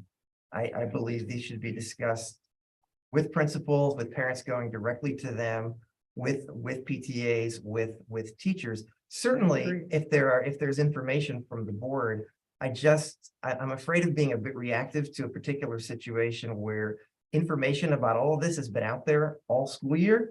And it's only because someone discovered today that something was happening. And it's Teacher Appreciation Week, and some of our teachers are feeling beat up over this, quite frankly. I guess feel the need to say that fairly or unfairly, because this was a decision that they made. Now, if they get this feedback, they may pivot in a different direction. Memorial itself made the decision to do a 5th grade field trip, but to do 3rd and 4th grade slightly differently. If that was the wrong decision and people feel that way, I think we need to hear that feedback. Again, Okay. So concerned about it being discussed I here. have some other feedback then. So we're talking about PTAs and administrators and working together. A comment was made today, since Lyman is no longer a hot or ID school and not receiving state grants for such experiences. I do know that Lyman administration and PTA both budget for these experiences as part of their goal each year to continue the unique programs that the Lyman community specifically have grown to love and expect. So please dispel that or Are you saying that a parent-teacher organization shouldn't have a voice in what activities they want to support for that school? if it doesn't go along with one track? Yes, I do. If it changes the way that the children are experiencing their education across grade levels, Yeah. yes, I do. I struggle with that because I just think every child, even at the same school, doesn't have the same experience. Different teachers, We can do different as much as classrooms, different possible teams. in order to make them as close as possible. This is not making it as close. as I'm possible. not disagreeing with you that this feedback isn't valid. Again, I was just trying to make the point that I'm not sure this is the venue to be discussing this level of specificity. I think it's your job to give me this feedback. It's my job to give it to the principals. But first and foremost, it would be important for these parents to give it directly to the schools, which I believe they have in this situation. So I'm not saying that this was bad information to receive. I just think we ought to be careful about what message we're sending to our educators about what is the role of the board in this space and what is the role of the. I think overall, though, why would one school that has a 4th grade and another school that we have that has a similar 4th grade not be collaborating together to have something be done They together? collaborate a ton on so many things. Well, not apparently on this thing, because this is causing a whole lot of rift. To add to that, especially when in 4 months, they're going to all be in the same classrooms. Yeah, I mean, we're already showing a divide, and that's something that we're trying to avoid. I mean, I don't understand why the two administrators wouldn't get together and say, hey, listen, we're looking to do this. Why you guys looking to do this? And if they say no at that point, then we've done that. That's good. My understanding is that they were honoring what teacher teams have come up with. And so if you want to lay this all on Well, I me or the think principal. You say team, Well, we should all be the same team, Shouldn't we not like, so separate teams. if that's the case, then in all the different schools, the teachers or administrators have different things that they want to bring forth to their school community. Shouldn't we make that available to the students and their parents who are choosing what school their kids want to go to then, if they're different? Because if there's one administration team and the principals, you know, they want to do this field trip to the zoo for whatever reasons they have, and then there's another thing at Memorial, they want to do all the push-in, shouldn't like that be made aware to the parents? Like, It this is was. what we're looking at before they made their choice for schools? Oh, before Yeah, I agree with you because I feel for Why the wouldn't parents you that let send know an their email. values and what they're gonna do maybe toward the end of the year if it's not the same. Well, Right, and several parents say that, and it's a common theme that a lot of parents choose or chose one certain school because we were on a track of the school closing, and I feel like there's so much backtracking that parents are now seeing, especially if you're seeing a difference of, oh, if I had sent my kid to this school, then my kid would be receiving this enrichment, but my other kid, I chose this other school, so now my kid's doing nothing. And I do think, and I 100% feel that the two schools can figure out how these two grades at the time where we're still trying to figure this all out, the best thing they can do is at least try to figure out how these two grades can have some common experiences. Yes, they're not going to have 100%, but a field trip is pretty there. And it's not even like the other grade was even given another trip. They had no trip. So I think that's even the biggest problem that a lot of our correspondence and communication we've received is that there's one whole population of kids that are getting not only enrichment, but they're getting a zoo experience out of state. And there's another group of kids, because of just a program or a school that they chose, are getting nothing. And that to me is that I could have foreseen it signing any paper that was going to be a problem. You know, we're kind of getting down into the weeds with this. And I believe our main purpose was to just say that we're just reacting to an email that we all received, and I believe the principal did as well. I think she was copied on it as well, both principals, about an issue that parents were concerned about. I agree that this issue and other issues should go to the school first. Either the teacher, if it's directly related to a teacher, or the parent should go there. Or the principal, and then if nothing is done, then a superintendent, and then possibly to the board.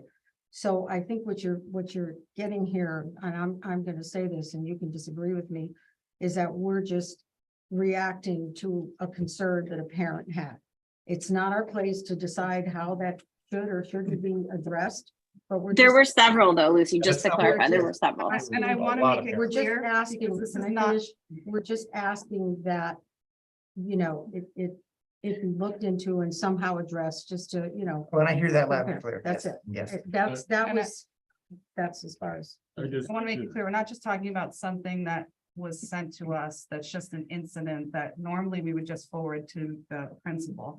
It is something that the board has directed that to the administration for, not just this board, but the previous board, to have a one-track experience for these kids, on top of the fact that I believe that what this incident happened is detrimental to the reconfiguration and could cause issues between the two schools. And further, if things continue like this, will further divide. I would just like to say that the board struggled for 4 years to make that decision to have a single track program. And it was a very hard decision, and it took a lot of time, a lot of effort, and to come to that conclusion. The board was clearly divided at the beginning of discussions on this. And so that I think that the public sending this to the board is in recognition of the board made the decision that had a single program concept. And it's our responsibility as a board to uphold that. And I think that's why it's a board issue as well. And not that the board is going to solve it, but it is worthwhile for the board to deal with it and have control, and to recommend, you know, to the administration that this is not acceptable and we need to fix this. I do want to show a little bit of empathy towards the administrators. I mean, this is just one small little snippet of their lives with so many things going on. But in the spirit, if I can finish, Bob. In the spirit of our last policy meeting, when we were discussing the food celebrations, I truly believe everybody there, all the administrators from all the schools do want to collaborate. I don't think that's something behind the scenes. It was an oversight, in my opinion. I don't know. But I think in that same spirit, maybe at some point we need to get together because I think they all want to be on the same page. They know that. I'm not saying It's anything that just they don't. didn't happen this time. Jamie, We get tired this time of year. I'm not arguing that they aren't doing it. I'm just saying that because of an issue, they brought, the issue was, is the board should be talking about this or not? The board directed this to happen, and it's the public's, feeling that you said this is gonna happen. It's you to keep track of it. And our job is as a board to keep track of it and make sure that we're moving forward with it. Not that we just sit down and what's happening in each classroom, but because this issue is brought up, there are other issues. I mean, why does Tom Ford not put his report with the other kids on Parent Square every Friday? Why is that separate? And that's another just one issue that, it appears that there's a separate activity that he doesn't connect. It could be just because of the computer, but it's not with the other three schools. And that's, You mean about like field trips? no, just. In general, the Friday update, Tom Ford's is always separate than every other school. Everyone else. Everyone else's school comes together, Tom's is always separate. And there's they have the student-led parent-teacher conferences starting in second grade, which is different. But his Oh, email it's- comes through entirely separate than, I'm just saying. and that's what Bob said, it could be just a timing or a computer issue, but. It's just, those things don't. I look at it as a board that said they should be going track-wise, and Tom's sending his stuff with everybody else and so, those things create issues for us. And should we be talking about them in a general sense? And I think that's why the board is concerned about this. And I don't disagree with that. I think in my conversations with the principals, and I don't want to speak for them. Defining what one track means and how far that extends, I think their perspective is that has not been conveyed to them. So if that's my failure, I will own that. But I do think, so if this is how the board feels collectively, we can certainly proceed in this direction. Well, to Bob's It's actually point, in the minutes, it states one track, which means the kids get the same experiences. So if we can't delineate what one track means, meaning one track for all kids, then I think that that's an even harder issue. Yeah, I'm not sure where the confusion would arise. There shouldn't be one any. track. Well, to Bob's point though, too, it's, when you're sending out, when messages are going out like that, as minuscule or as big as this one was. When we're trying to redistrict and we think that Lyman is one of those schools that probably should be closing, it is going to make it extremely more difficult for that to occur. And then we'll be sitting here with 5 schools again and with a budget that we're not going to be able to keep passing the way it's going as we see the numbers up there. So if we don't get this fixed or at least clarified in some way, it's not going to get better. Because there's already this divide that there shouldn't be.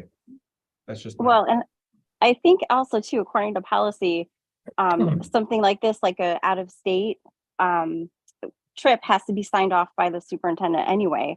So I think right then and there is a great opportunity to say, hey, wait, let me make sure my 2 administrators are making sure that there's 2 equal opportunities happening, because I know that that's what my board wants, is we're making a single track. And I think that's just the point, as Bob said, very well spoken, that it's been a topic for a while. It's well known. And that is why many people have shared their disappointment with us, because they know that that's the focus of the board. So that should be top priority. That should just definitely be not a surprise. I mean, that's a trip should be the same experience for both grades. Thanks, Maura. I think that should be in the field trip policy, if that's where we're going to be with that, because we have a field trip policy and it doesn't speak to this at all. I disagree with you. Well.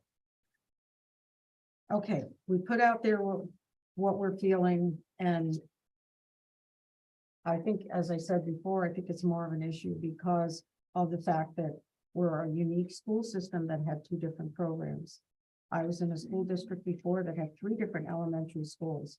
And I can't tell you if they all, with the same grade levels, if they all had the same field trips every year. I couldn't tell you that. And it was never an issue because they never had 2 programs. And that Just school went district to the school. consolidated and closed the school.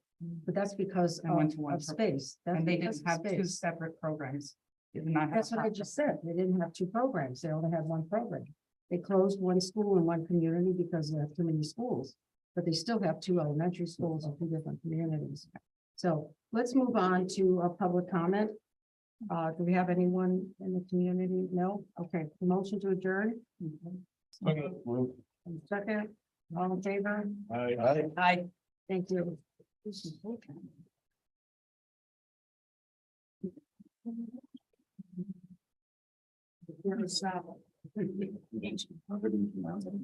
We all go to the art club Lyman on Wednesday, 17th.